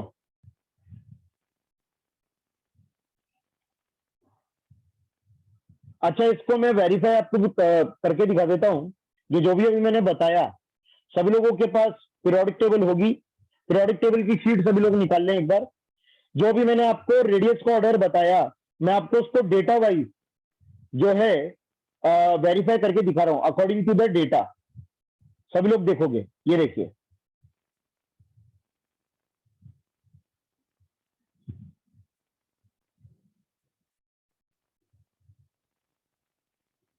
सभी को स्प्लिट स्क्रीन दिख रही है क्या? ये देखिए आप, और ये ग्राफ देखिए। सब लोग एक बार डेटा मैच कर लीजिए, जो मैंने डेटा आपको लिखवा के दिया है। ये देखिए आप, ये आपकी पीरियोडिक टेबल में से आप देख सकते हो, बोरॉन से एल्यूमिनियम रेडियस बढ़ा, एग्जैक्ट मैंने आपको बताया है। बोरॉन से एल्यूमिनियम रेडियस बढ़ा, एल्यूमिनियम से गैलियम घटा, उतना ज्यादा नहीं घटा, मतलब बहुत ज्यादा डिक्रीमेंट नहीं था, इसलिए मैंने उसको लेस भी लिखवाया और ऑलमोस्ट सिमिलर भी लिखवाया। देख लीजिए आप लोग, मैंने लेस भी लिखवाया और ऑलमोस्ट सिमिलर भी लिखवाया। पर गैलियम से इंडियम रेडियस अच्छा खासा बढ़ा है, गैलियम से इंडियम रेडियस अच्छा खासा बढ़ा है, पर इंडियम से थैलियम उतना ज्यादा नहीं बढ़ा। इंडियम से थैलियम आप देख सकते हो 0.03 का ही इंक्रीमेंट है, उतना ज्यादा नहीं बढ़ा। तो बच्चों, इनका प्रॉपर रीजन है, यहां पर जो रीजन है वो है ट्रांजिशन कॉन्ट्रैक्शन, और यहां पर जो रीजन है वो है लेंथेनाइट कॉन्ट्रैक्शन। क्या आप प्रॉपर समझ में आ गया? क्या ये डेटा है आपके सामने, we have given you data in the sheet, तो आप प्रॉपर उससे वेरीफाई कर पा रहे हो जो मैंने आपको पढ़ाया है। सभी को समझ में आ चुका है क्या? और आपको इसी को याद रखना है, आपका फोकस इसी पे होना चाहिए, ठीक है? मेन आपको यही ऑर्डर याद करना है, क्वेश्चन में यही ऑर्डर आपसे पूछा जाएगा। The question will be asked only on this, ठीक है? ये है ग्रुप 13 बोरॉन फैमिली। अब सुनिएगा मेरी बात, अब मैं आ जाता हूं आगे। Now let's move forward. अब सुनो बच्चों, स्टैंडाइड क्यों बोला बच्चों? क्योंकि स्टैंडाइड comes from scandium, scandium is 3D element, तो क्योंकि यहाँ पे 3D की पुअर शील्डिंग के कारण हुआ है, इसलिए इसको स्टैंडाइड बोला है। स्कैंडियम, स्टैंडाइड का शब्द क्यों आया? स्कैंडियम से, Sc। ओके, ग्रुप 13 के अंदर ये आया।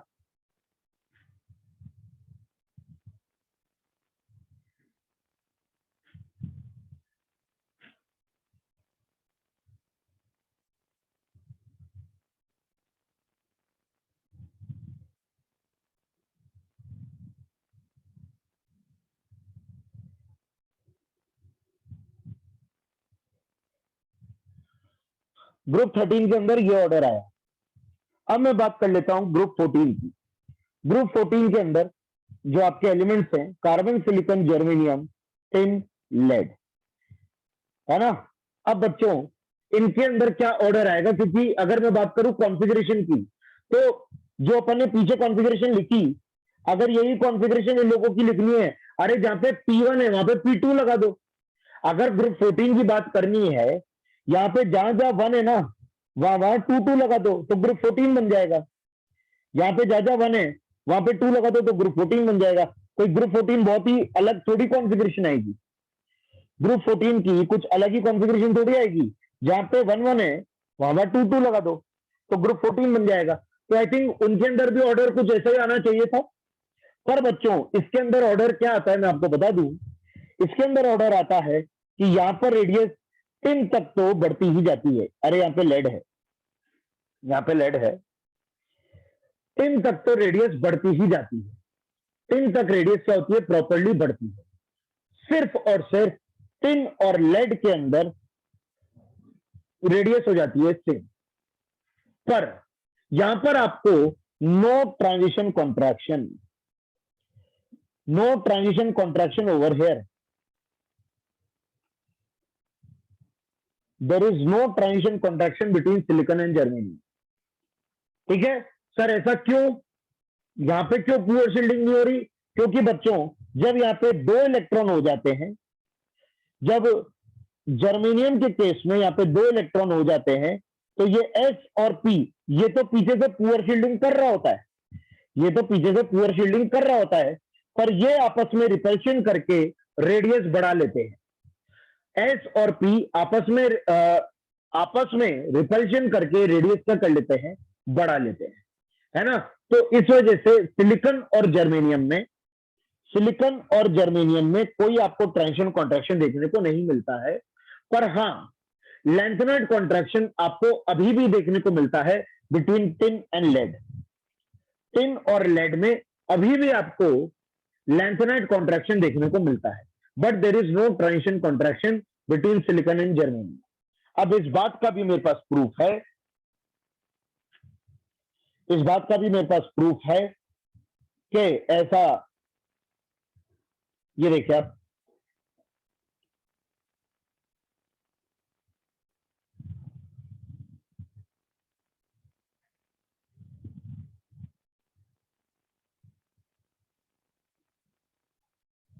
ये देखिए आप, ये है कार्बन फैमिली और ये मैंने ऑर्डर लिखा है, ये रहा, दोनों चीजें आपके सामने। ये देखिए आप, क्या सिलिकॉन से जर्मेनियम रेडियस सेम है? क्या सिलिकॉन से जर्मेनियम रेडियस में कम बढ़त है या ऑलमोस्ट सिमिलर है? क्या नहीं, अच्छी खासी बढ़त है। सिलिकॉन और जर्मेनियम में अच्छी खासी बढ़त है, बिल्कुल है। तो इस वजह से आपको सिलिकॉन और जर्मेनियम में अब ट्रांजिशन कॉन्ट्रैक्शन देखने को नहीं मिलता, पर टिन और लेड में अभी भी लगभग सिमिलैरिटी है। टिन और लेड में अभी भी रेडियस में सिमिलैरिटी है। और आप तो इसको यूं समझिए कि डेसिमल की पहली वैल्यू अगर चेंज ना हो तो फिर तो सिमिलर रेडियस, डेसिमल की पहली वैल्यू भी चेंज ना हो तो सिमिलर रेडियस, पर डेसिमल की अगर पहली वैल्यू चेंज हो जाए तो फिर डिसिमिलर रेडियस, फिर तो रेडियस इंक्रीज हो रही है। जैसे 1.17 और 1.22, पहला नंबर चेंज अगर हो रहा है तो फिर तो बढ़ गया, पर अगर पहला नंबर भी चेंज ना हो तो सिमिलर है ना। तो इस वजह से यहां पे आपको देखने को मिलता है। तो लेंथेनाइड कॉन्ट्रैक्शन तो अभी भी है, तो over here you will call it lanthanide contraction,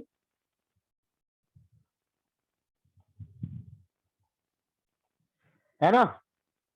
पर सिलिकॉन और जर्मेनियम में अब ट्रांजिशन कॉन्ट्रैक्शन नहीं है। और बच्चों, अब जब अपन बात करें आगे वाले ग्रुप की, आई थिंक अब क्लियर हो गया ये। अच्छा, लगे हाथ, यहीं पे मैं समझा देता हूं, लगे हाथ। पर आप बच्चों अगर आप देखोगे,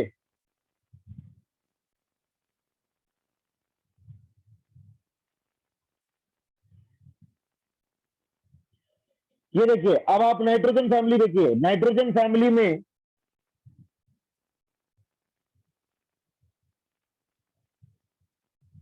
अगर मैं ग्रुप 15 की बात करूं, ग्रुप 15 का अगर मैं ऑर्डर लिखना चाहूं, क्या आप बोलोगे कहीं पे भी कॉन्ट्रैक्शन हो रहा है?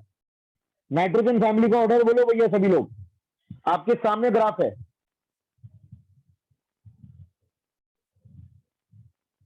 क्या नाइट्रोजन फैमिली में कहीं पे भी कॉन्ट्रैक्शन हो रहा है? कहीं पे भी नहीं हो रहा, लास्ट में भी नहीं हो रहा है, क्योंकि रेडियस धड़ाधड़ बढ़ती जा रही है। आप देख सकते हो in nitrogen family there is not even lanthanide contraction, no transition contraction and lanthanide contraction.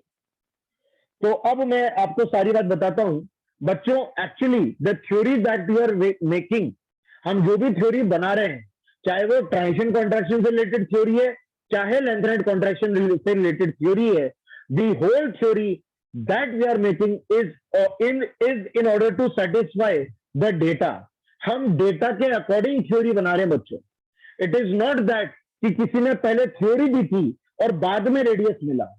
जो रेडियस हमें मिल रहे हैं ना, हम उसको सेटिस्फाई करने के अनुसार थ्योरी बनाते हैं। तो मेन है ये डेटा, मेन है ये ऑर्डर।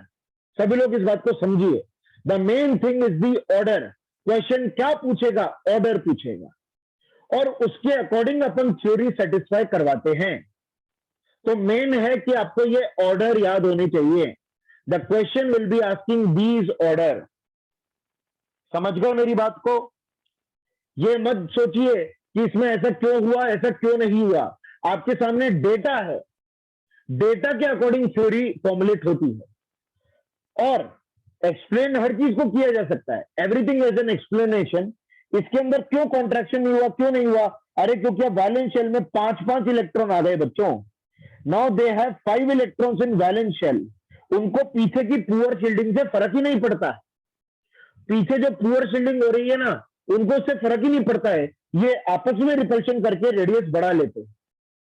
पीछे की पुअर शील्डिंग से उनको फर्क नहीं पड़ता है, because valence shell is having more and more number of electrons, 5 electron, 6 electron, 7 electron, तो ये आपस में रिपल्शन जो इनमें होता है उससे ही रेडियस बढ़ जाती है। पीछे पीछे जो पुअर शील्डर्स है उससे उनको फर्क नहीं पड़ता। सभी लोगों को समझ में आ गया क्या कि अब इनके अंदर पुअर शील्डिंग क्यों नहीं हो रही? सभी को समझ में आ गया क्या? बिकॉज इनमें हायर रिपल्शन होने के कारण जो पुअर शील्डिंग का इफेक्ट है वो प्रॉपर कैंसिल हो जाता है। There is no effect of poor shielder in further groups. उसी प्रकार से ग्रुप 16, ग्रुप 17 जहां से आज का लेक्चर चालू हुआ था, ये देखिए आप, ये देखिए आप, अब प्रॉपर रेडियस बढ़ता जाता है। अब कोई कॉन्ट्रैक्शन आपको देखने को नहीं मिलेगा। There is no contraction ever. ये देखिए रेडियस अब प्रॉपर बढ़ता जाता है। There is no contraction ever. सिर्फ कॉन्ट्रैक्शन आपको कहां कहां देखने को मिले थे, आपको ये याद रख लीजिए, in P block, in P block you saw contraction in group 13 and in group 14। बस ये याद रख लीजिए, ग्रुप 13 और 14 में ही कॉन्ट्रैक्शन का इफेक्ट है। ग्रुप 13 में 2 कॉन्ट्रैक्शन है, एल्यूमिनियम और गैलियम के बीच में ट्रांजिशन कॉन्ट्रैक्शन है। मैं अभी आपको लाइव याद करवा रहा हूं, सभी लोग मेरे साथ साथ बोलोगे, मेरे साथ साथ समझोगे, लाइव सभी लोग समझिए, ठीक है? ग्रुप 13 में 2 कॉन्ट्रैक्शन है, एल्यूमिनियम और gallium, which is transition contraction, D contraction, standard contraction, and there is indium and thallium, which is lanthanide contraction, F contraction. सभी लोग साथ साथ बोलते जाओ और याद करते जाओ। Group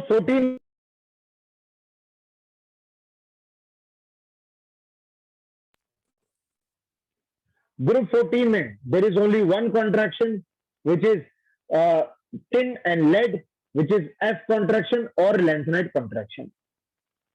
F contraction or lanthanide contraction. There is only one contraction. That's it. है ना? बस यही आपको इसमें P ब्लॉक में याद करना था।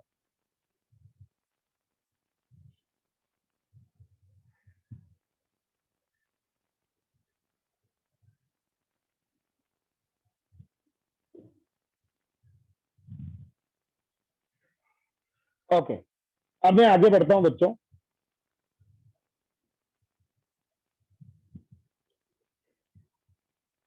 नेक्स्ट थिंग है, अब अपन इन ग्रुप बात करना चाहेंगे फॉर डी ब्लॉक, है ना? क्योंकि अभी तक अपन कौन सी बात कर रहे थे? इन ग्रुप। अभी तक अपन बात कर रहे थे एस और पी ब्लॉक, जो कि कंप्लीट हो जाता है। अच्छा हाँ, इसकी थ्योरी मैं आपको लिखकर दे दूं, पर थ्योरी मैं एक साथ लिखकर दे दूंगा, अभी डी ब्लॉक में भी एक्सप्लेन कर दूं, उसके बाद मैं आपको थ्योरी लिखकर दे दूंगा, ठीक है? नेक्स्ट है in D block along the group.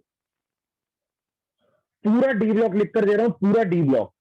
जैसे अभी अपन ने, आपने अगर गौर कराओ, we have discuss complete S and P block. पूरा एस ब्लॉक, पूरा पी ब्लॉक अपन ने डिस्कस कर लिया है। एस ब्लॉक के दोनों ग्रुप अपन ने डिस्कस कर लिए, और पी के पूरे 6 ग्रुप अपन ने डिस्कस कर लिए है। पूरा ग्रुप अपन ने डिस्कस कर लिया है, ठीक है? अब मैं बात करता हूं डी ब्लॉक की। Scandium, titanium, vanadium, chromium, manganese, iron, cobalt, nickel, copper, zinc, yttrium, zirconium, niobium, molybdenum, technetium, ruthenium, rhodium, palladium, silver, cadmium, lanthanum, hafnium, tantalum, tungsten, rhenium, osmium, iridium, platinum, gold, mercury. I hope सभी लोगों ने अभी तक ये trick याद कर ली होगी, बहुत काम आने वाली है अभी इन सवालों में। सभी को एलिमेंट्स के सिंबल सभी लोग वाकिफ होंगे, बार बार आप प्रैक्टिस कर रहे होंगे उस पीरियोडिक टेबल में भरने के लिए। मैंने जो आपको स्केलेटन दे दिया था उसके अंदर आप लोगों को बार बार प्रैक्टिस करनी है, ठीक है? अब सुनिए मेरी बात, जब 4F के पुअर शील्डिंग का इफेक्ट, क्या आप लोगों को पता है? इसके अंदर ऑर्डर आप बहुत आराम से बोल सकते हो। आप लोगों को पता होगा, बोरॉन, एल्यूमिनियम, गैलियम इसी के बगल में आता है, इंडियम इसी के बगल में आता है, और थैलियम इसके बगल में आता है। भाई Hg जो है, Hg इज 80, थैलियम इज 81, है ना। और आपने अभी अभी उस ग्रुप का ऑर्डर देख लिया कि यहां से यहां बढ़ता है, यहां से यहां कम हो जाता है, यहां से यहां बढ़ता है और यहां से यहां बराबर हो जाता है। अब जब लेंथेनाइट कॉन्ट्रैक्शन थैलियम पे काम कर रहा है, जब लेंथेनाइट कॉन्ट्रैक्शन थैलियम पे काम कर रहा है, अपन को अब इनसे मतलब नहीं है, जब लेंथेनाइट कॉन्ट्रैक्शन थैलियम पे काम कर रहा है, अबे तो मरकरी पे भी तो काम करेगा ही करेगा। जब लेंथेनाइट कॉन्ट्रैक्शन थैलियम पे काम कर रहा है तो इन सभी के अंदर तो एफ के इलेक्ट्रॉन्स है, they all contain F electrons, these all contain 4f electrons. तो ये सभी लोग लेंथेनाइट कॉन्ट्रैक्शन से ग्रसित होंगे, इन सभी के अंदर भी लेंथेनाइट कॉन्ट्रैक्शन पाया जाएगा। तो इन सभी में भी ऑर्डर क्या आएगा, यहां से यहां तो रेडियस बढ़ जाएगी कांस्टेंट, बढ़ जाएगी कांस्टेंट, यहां से यहां बढ़ जाएगी कांस्टेंट,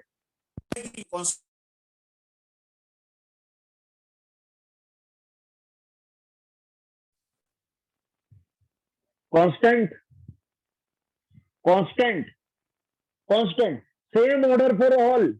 जैसे गैलियम, इंडियम और थैलियम में ऑर्डर आया था, सेम ऑर्डर पूरे डी ब्लॉक का रहेगा। The same order will be for whole D block. पर लेंथेनम बाल बाल बच जाएगा, लेंथेनम बच गया बॉस। लेंथेनम में ऊपर से नीचे रेडियस बढ़ेगी, क्यों, कौन बताएगा मुझे ये, लेंथेनम में रेडियस बढ़ेगी कौन बताएगा ये। अरे इट डज नॉट कंटेन, बच गया ये, due to exceptional configuration it does not contain 4f electron due to exceptional configuration. अरे बाल बाल बच गया ये बंदा, इसमें 4f का इलेक्ट्रॉन है ही नहीं। 4f आता है हाफ्टेनियम से, लेंथेनम में 4f का इलेक्ट्रॉन है ही नहीं। तो जब है ही नहीं तो उसमें कॉन्ट्रैक्शन होगा ही नहीं। लेंथेनम में कॉन्ट्रैक्शन नहीं होगा, सिर्फ पूरा बाकी का पूरे ग्रुप के अंदर कॉन्ट्रैक्शन होगा। अरे सभी लोगों को समझ में आया क्या, सभी लोगों को समझ में आया क्या, बिल्कुल समझ में आ गया होगा। तो ये ग्रुप 3 है, 4 है, 5 है, 6 है, 7 है, 8 है, 9 है, 10, 11, 12। सभी लोग समझ गए क्या कि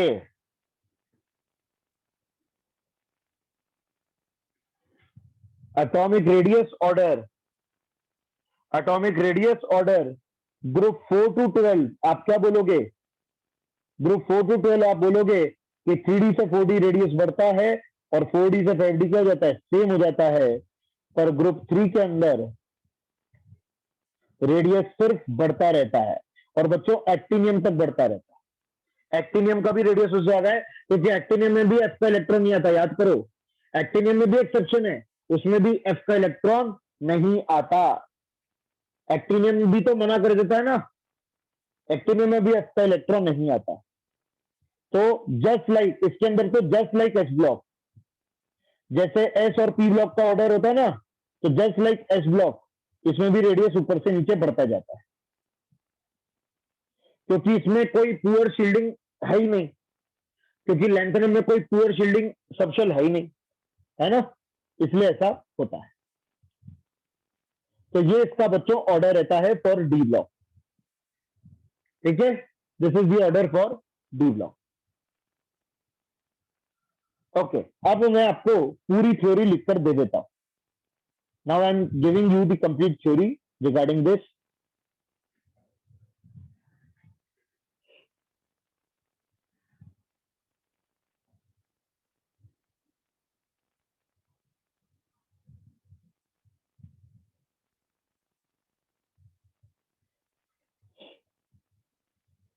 ये लीजिए,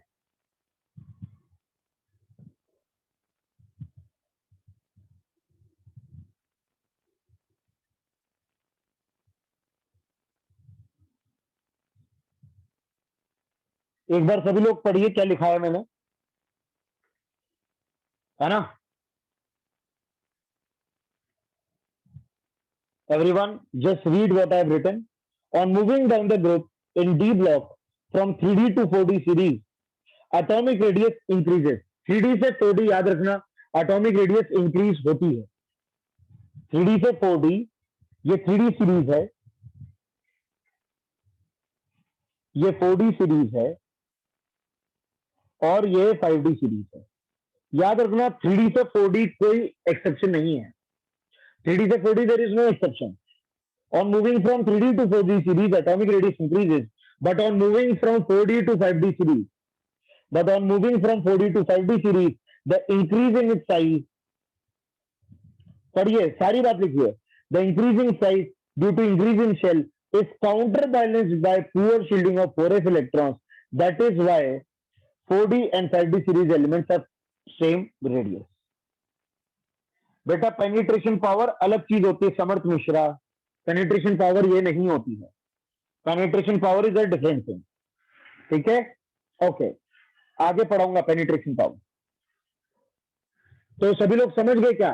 4D से 5D भी इंक्रीज होना चाहिए था, रेडियस इंक्रीज होना चाहिए था, पर वो काउंटर बैलेंस हो जाता है due to poor shielding of 4s electrons. क्योंकि 4f इलेक्ट्रॉन ने पुअर शील्डिंग करी, तो इसलिए वो रेडियस इंक्रीज नहीं हो पाता, इसलिए 4D और 5D की साइज क्या हो जाती है? सेम। ओके, अब मैं बात करता हूं लेंथनाइट कॉन्ट्रैक्शन, ठीक है? Lanthanide contraction, okay. For poor shielding of 4f electron, lanthanide contraction होता क्या है? Due to poor shielding of 4f electron in 6 period. 6 period कौन सा वाला है? ये, this is the 6th period, this is the 5th period, and this is the 4th period. Due to poor shielding in 6th period, कहाँ गया ये रहा, due to poor shielding of 4 electron in 6th period, corresponding protons inside the nucleus, जो protons है inside the nucleus, attract the outermost shell electrons much more, ज्यादा बुरी तरह से attract कर लेते हैं। That is why the size of 5D series elements is contracted.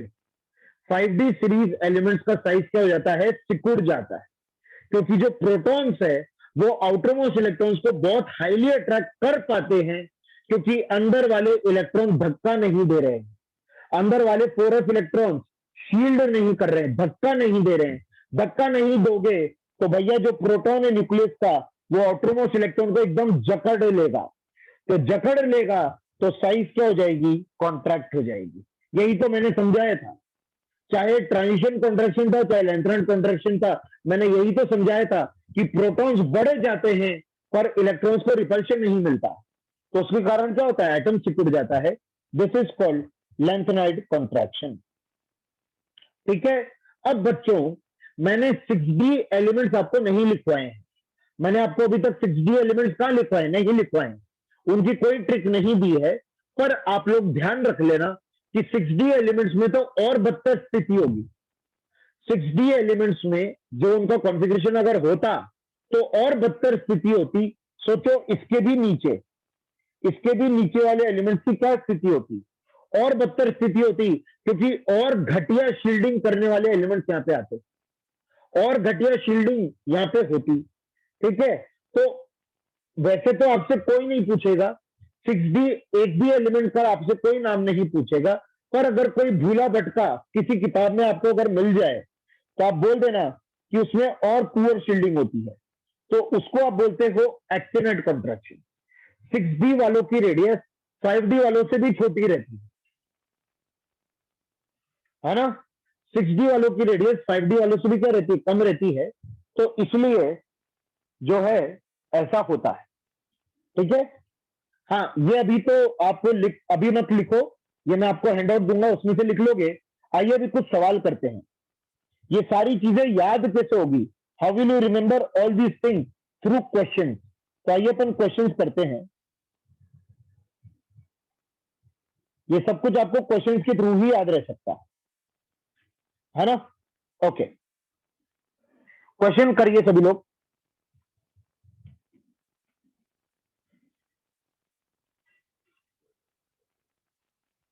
नहीं, प्रियांशु वर्मा नहीं होता। प्रियांशु वर्मा आप जो पूछ रहे हो नहीं होता है।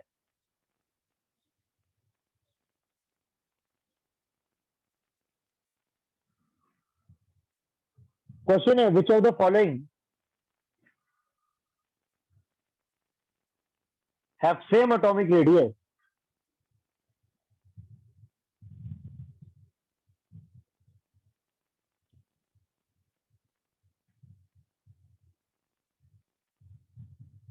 मैं फिर से कह रहा हूं, वार्निंग दे रहा हूं, कोई भी टाइम के बारे में कुछ नहीं कहेगा।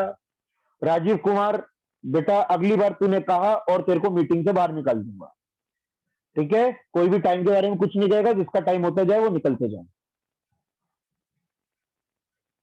विराज विकास कुलकर्णी कल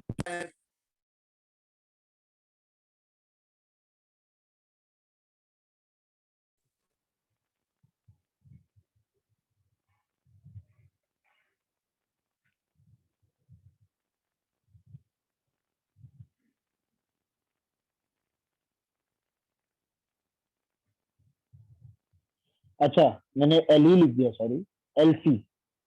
LC LC lanthanide contraction. LC मतलब लेंथ नेट कॉन्ट्रैक्शन। ये मल्टीपल चॉइस क्वेश्चन है बच्चों।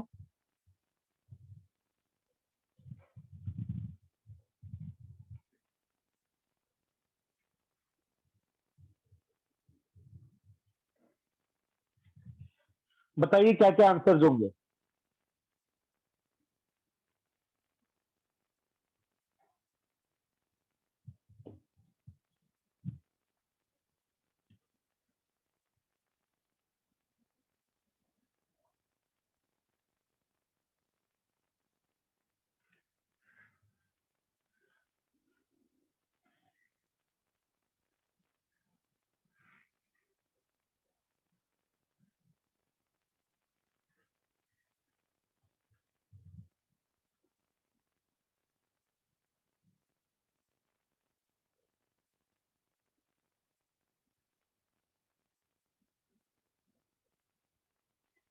सो द राइट आंसर्स आर बच्चों, बिल्कुल काफी लोग सही आंसर्स दे रहे हैं, इसका मतलब उनको बहुत अच्छा समझ में आ गया। Yes, the answers are A and सी।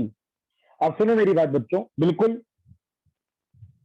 अभी आपने देखा था, ये देखिए आप, मैंने क्वेश्चन में आपसे कौन कौन से ऑर्डर पूछे, एक तो ये पूछा और एक ये पूछा, ठीक है? ये पूछा और ये पूछा, ठीक है? पर बच्चों आप एक चीज गौर करना, एक चीज गौर करना कि बाकी के जो बी और डी के ने जो ऑर्डर लिखे थे वो गलत नहीं लिखे थे। Those were not wrong, B order is also right and D order is also right. याद रखना, बी ऑर्डर गलत नहीं है। अरे वो क्रिश का मास्क, तो यहाँ पे क्रोमियम होता है और यहाँ पे आयरन होता है, ये ऑर्डर सही है, ये ऑर्डर सही था। याद करो, वो क्रिश का मास्क, ये क्रोमियम यहाँ पे होता है और ये आयरन यहाँ पे होता है, ठीक है? पर इसका रीजन क्या है? इसका रीजन लेंथनाइट कॉन्ट्रैक्शन नहीं था। बी का reason is not lanthanide contraction. अगर कोई यहाँ पे इसका आपसे रीजन पूछेगा तो आप क्या बोलोगे? अरे मे बी जेड इफेक्टिव और सिग्मा यहाँ पे लगभग बराबर हो जाते हैं, यानी जितना रिपल्शन मिलता है उतना ही अट्रैक्शन मिल जाता है। Z effective represents attraction, sigma represents repulsion. तो यहाँ पे रेडियस क्यों सेम रहता है? वैसे तो कोई इसका एग्जैक्ट रीजन है ही नहीं, पर फिर भी अगर बोलना होगा तो आप बोल दोगे कि भाई जितना न्यूक्लियस द्वारा अट्रैक्शन होता है उतना ही इलेक्ट्रॉन्स का रिपल्शन हो जाता है, तो दोनों इफेक्ट कैंसिल हो जाते हैं, इसलिए रेडियस का हो जाता है यहाँ पे सेम। और बच्चों डी, भी ऑर्डर सही है, डी का भी ऑर्डर सही है, और उसका जो रीजन है वो है डायगोनल रिलेशनशिप।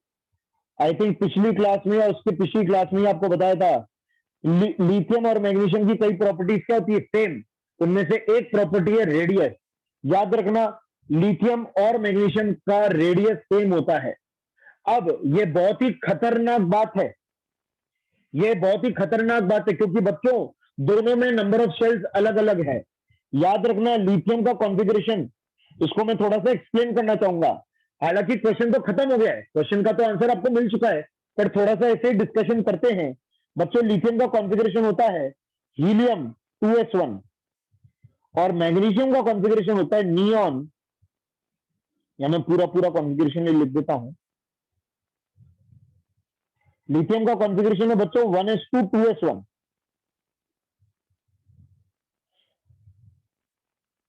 और मैग्नीशियम का कॉन्फ़िगरेशन है 1s2 2s2 2p6 3s2।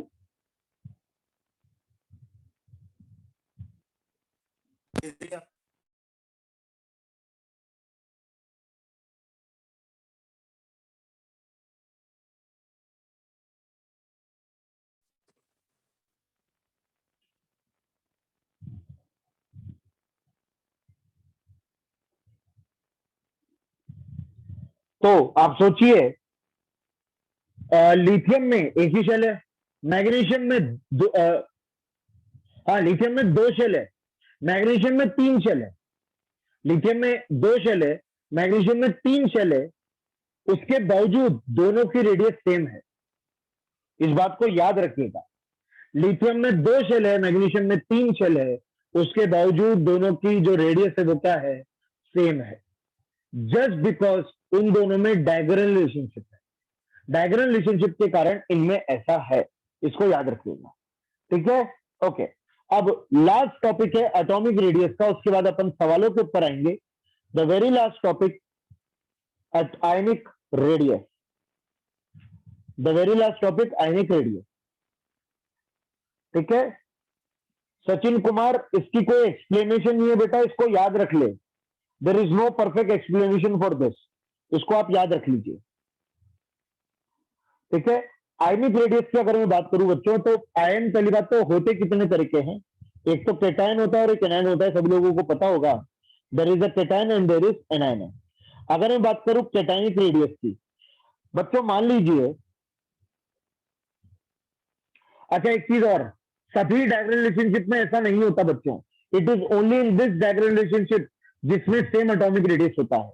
सभी डायगोनल रिलेशनशिप में ऐसा नहीं होता। बेरिलियम एक तो आपका डायगोनल रिलेशनशिप होता है बेरिलियम और एल्यूमिनियम, उसके अंदर ऐसा रेडियस सेम नहीं होता है, नहीं होता है। और एक डायगोनल रिलेशनशिप होता है बोरॉन सिलिकॉन, उसमें भी ऐसा नहीं होता है।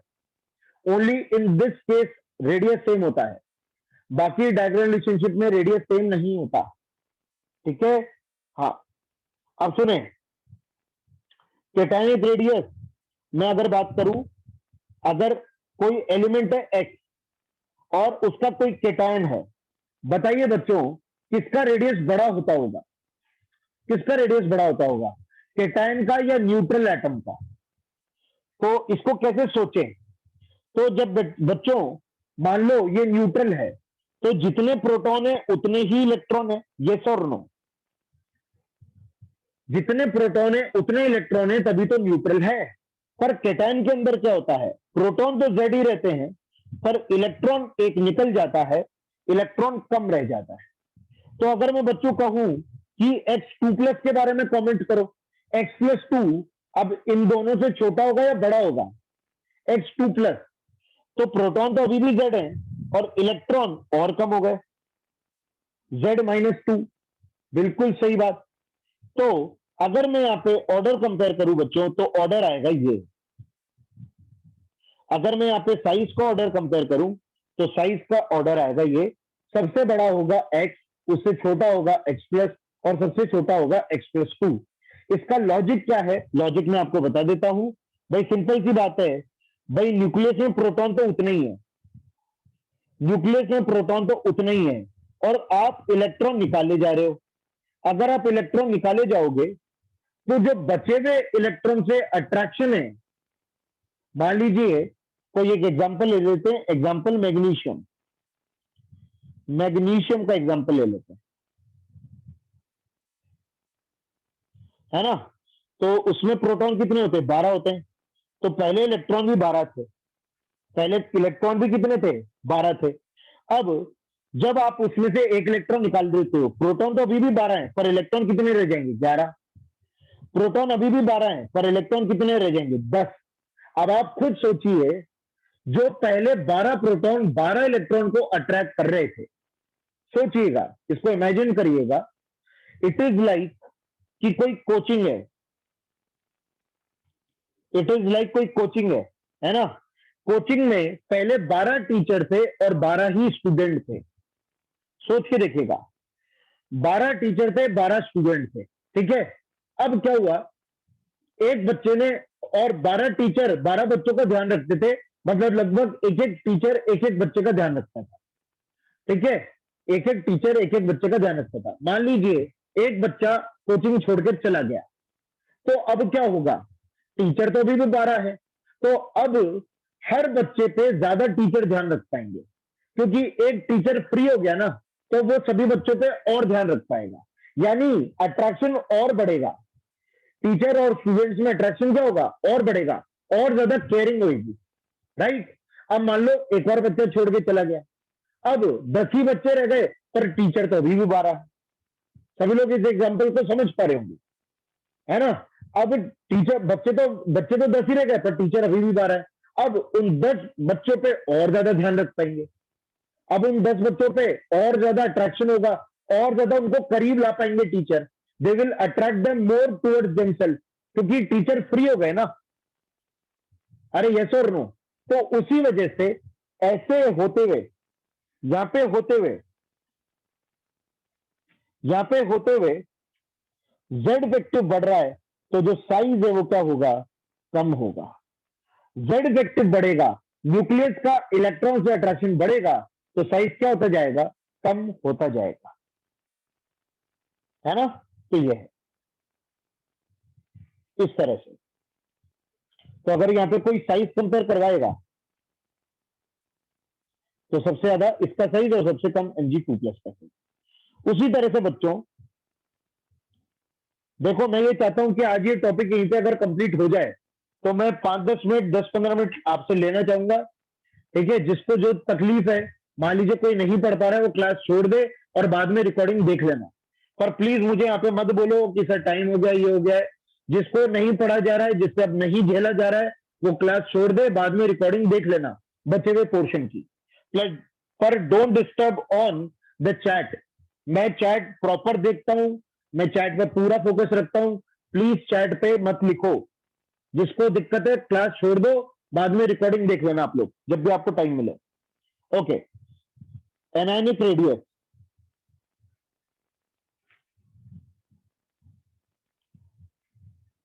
अब एनायनिक रेडियस में क्या होगा? मान लीजिए एक्स की बात कर रहा हूं,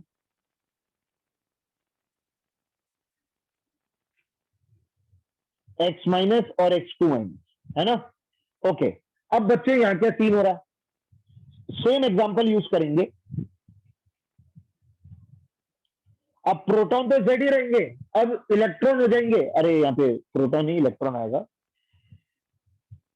इलेक्ट्रॉन हो जाएंगे Z+1 और इलेक्ट्रॉन हो जाएंगे Z+2।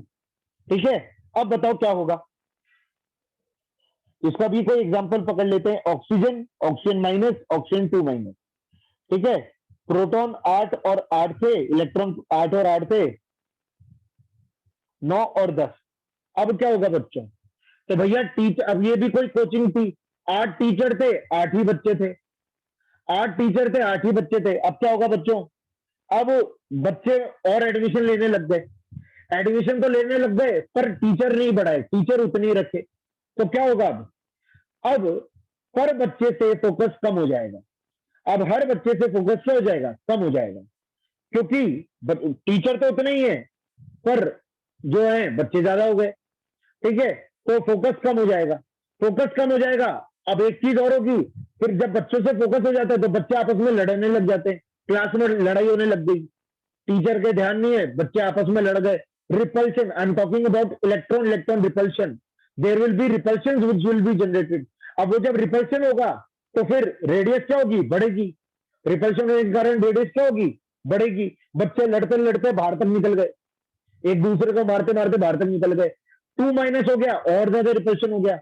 बच्चे 10 हो गए, टीचर कम रह गए, तो बच्चों पे ध्यान नहीं दे पा रहे, बच्चों में और लड़ाई हो रही है, तो उसके कारण रेडियस क्या होगी? यहाँ पे बढ़ेगी। जितना नेगेटिव चार्ज बढ़ेगा, उतनी रेडियस क्या होगी? बढ़ेगी। ये इस तरह से आपको ऑर्डर देखने को मिलेगा। तो we can say, over here we can conclude that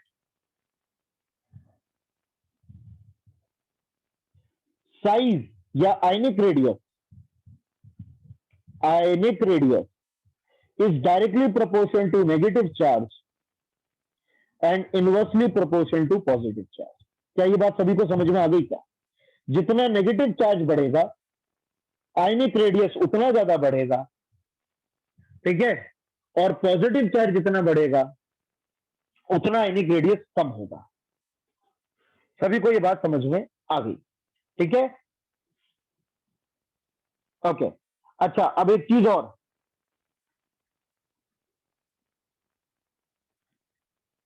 मान लीजिए सर केटायन और एनायन एक साथ दे दिए तो, जैसे आपको एग्जांपल मिल गया ये वाला, सर केटायन और एनायन एक साथ दे दिए तो बच्चों उनमें पक्की बातें कुछ ना कुछ तो कॉमन होगा, पक्की बातें इनमें कुछ ना कुछ तो कॉमन होगा। बताओ क्या कॉमन है? अरे they are all isoelectronic, they are all what, isoelectronic. इन सब में नंबर ऑफ इलेक्ट्रॉन सेम है, जैसे में 10 10 10 10 10 10, पर प्रोटॉन अलग अलग है। प्रोटॉन कितने? 7 8 9 11 12 13, ठीक है?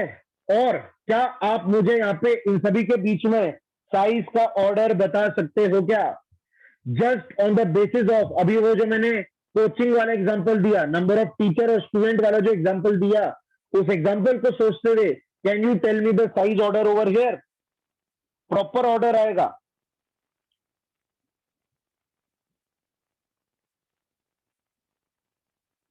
बिल्कुल आपको ऑर्डर मिलेगा। अरे सबसे कम टीचर कहां पे है? जहां पर टीचर सबसे कम होगा रेडियस वहां पे सबसे ज्यादा होगा। जहां पर टीचर सबसे कम होंगे वहां पे रेडियस क्या होगा? सबसे ज्यादा। तो सबसे ज्यादा ये आएगा, फिर ये और टीचर जहां पे सबसे ज्यादा होंगे वहां पे सबसे कम रेडियस होगा।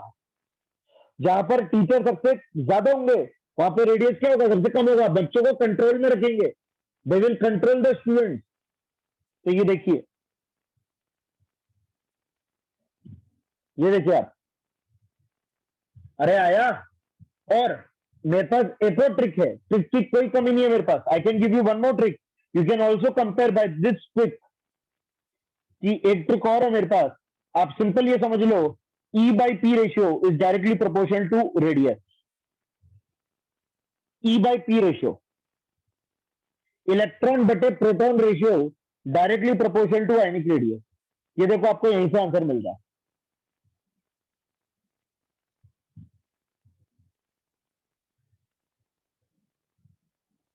क्या आप यहां पे सभी का E by P रेशियो निकाल पाओगे? बिल्कुल निकाल सकते हो। 10/7, 10/8, 10/9, 10/11, 10/12, 10/13।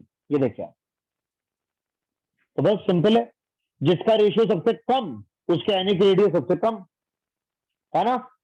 ओके, और दो, इसी के बेस पे एक कंपैरिजन और मैं करवाना चाहूंगा बच्चों।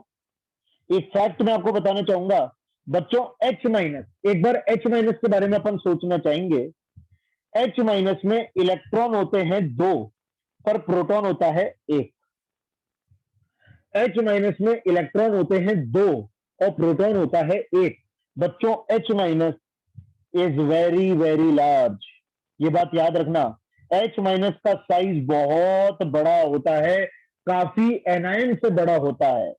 मतलब you can say H minus is comparative to I minus. Iodine, iodine समझते कौन से पीरियड का है?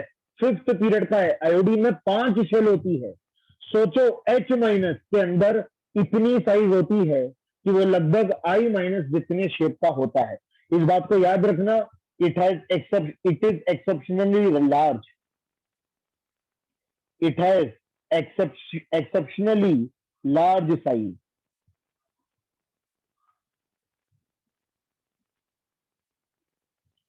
It has exceptionally large size. Why? Because it has very high E by P ratio। इसका E by P ratio 1 है, 2 है। इसका E by P ratio 2 है। आपको कहीं पे भी E by P ratio कभी भी किसी भी एनायन के लिए 2 नहीं मिलेगा। आप कोशिश कर लेना, किसी भी एनायन के लिए आपको E by P ratio 2 नहीं मिलेगा, ट्वाइस कभी नहीं मिलेगा जो इसके अंदर मिलेगा, ठीक है? इसलिए आपको इसको ध्यान रखना है ना। और S माइनस से तो बड़ा होगा ही होगा। एफ माइनस से तो बड़ा होगा ही होगा। एफ माइनस का ईबीपी रेशियो 10/9 है। ठीक है। हाँ, तो हाइड्रोजन आयन का साइज बहुत ज्यादा होता है। ठीक है बच्चों। ओके, चलिए आज का ये हैंडआउट ले लीजिए। अब सुनिए, आप लोगों को करना क्या है। कल जो मैं बहुत दिनों से क्विज की बात कर रहा था, वो क्विज कल फाइनली आपकी क्लास चालू होते ही वो क्विज मैं आपका लूंगा। कल आपकी क्लास चालू होगी and I will take 80 marks quiz of you people. कल अपनी क्लास है, कल क्लास है बेटा। मेरे शेड्यूल में तो आइए पता नहीं है।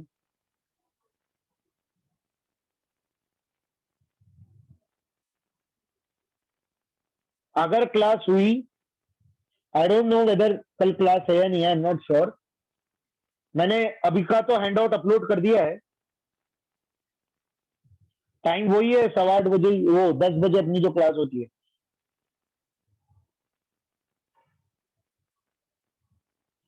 ओके, जो भी है बेटा आपको पता चल ही जाएगा, कल पता चल ही जाएगा। ठीक है।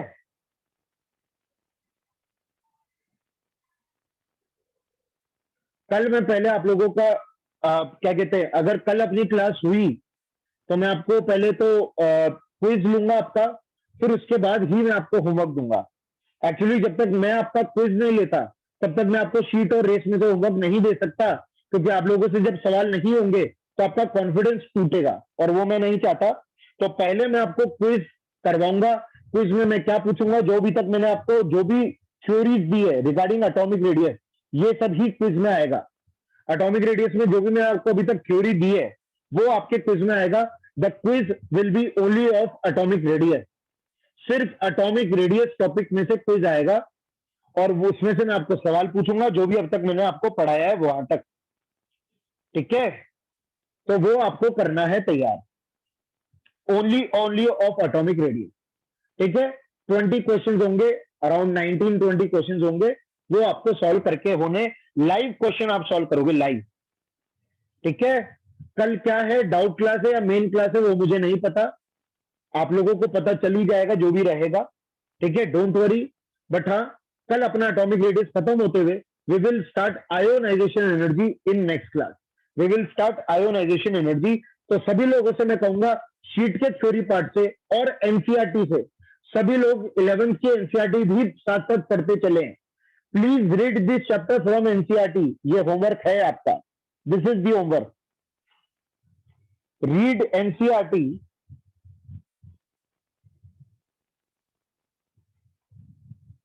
up to atomic radius complete। atomic radius तक NCERT and read sheet theory part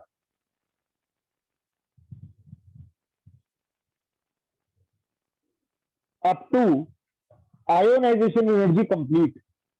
एक काम करो, आप एनसीईआरटी भी आयोनाइजेशन एनर्जी तक पढ़ लो।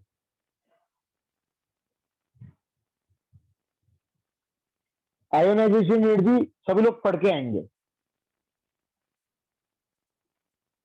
कई महानुभाव कह रहे हैं उनके पास एनसीईआरटी नहीं है, बेटा नेट से डाउनलोड हो जाती है,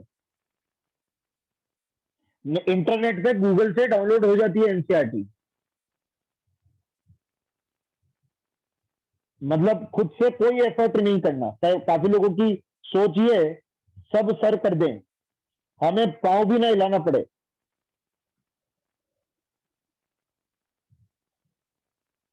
गूगल से एनसीईआरटी डाउनलोड हो जाती है, कर लीजिएगा। ठीक है। ओके। बाबू पंडित बेटा उसको ऑलमोस्ट इक्वली मानेंगे, lithium magnesium almost equal. Okay.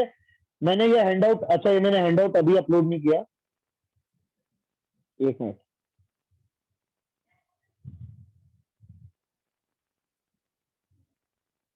ये वाला हैंडआउट ले लो आप लोग।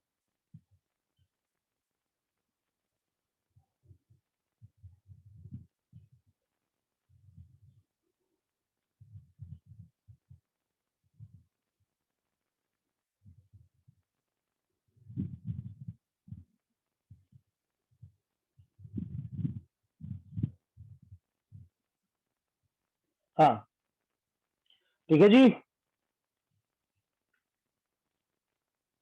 ओके बच्चों, तो सब लोग नेक्स्ट क्लास में मिलते हैं। ठीक है, होमवर्क ये है कि आप पढ़ के आइए टिल एनर्जी, है ना। ओके जी, मिलते हैं नेक्स्ट क्लास में बच्चों। Have a great day, bye bye.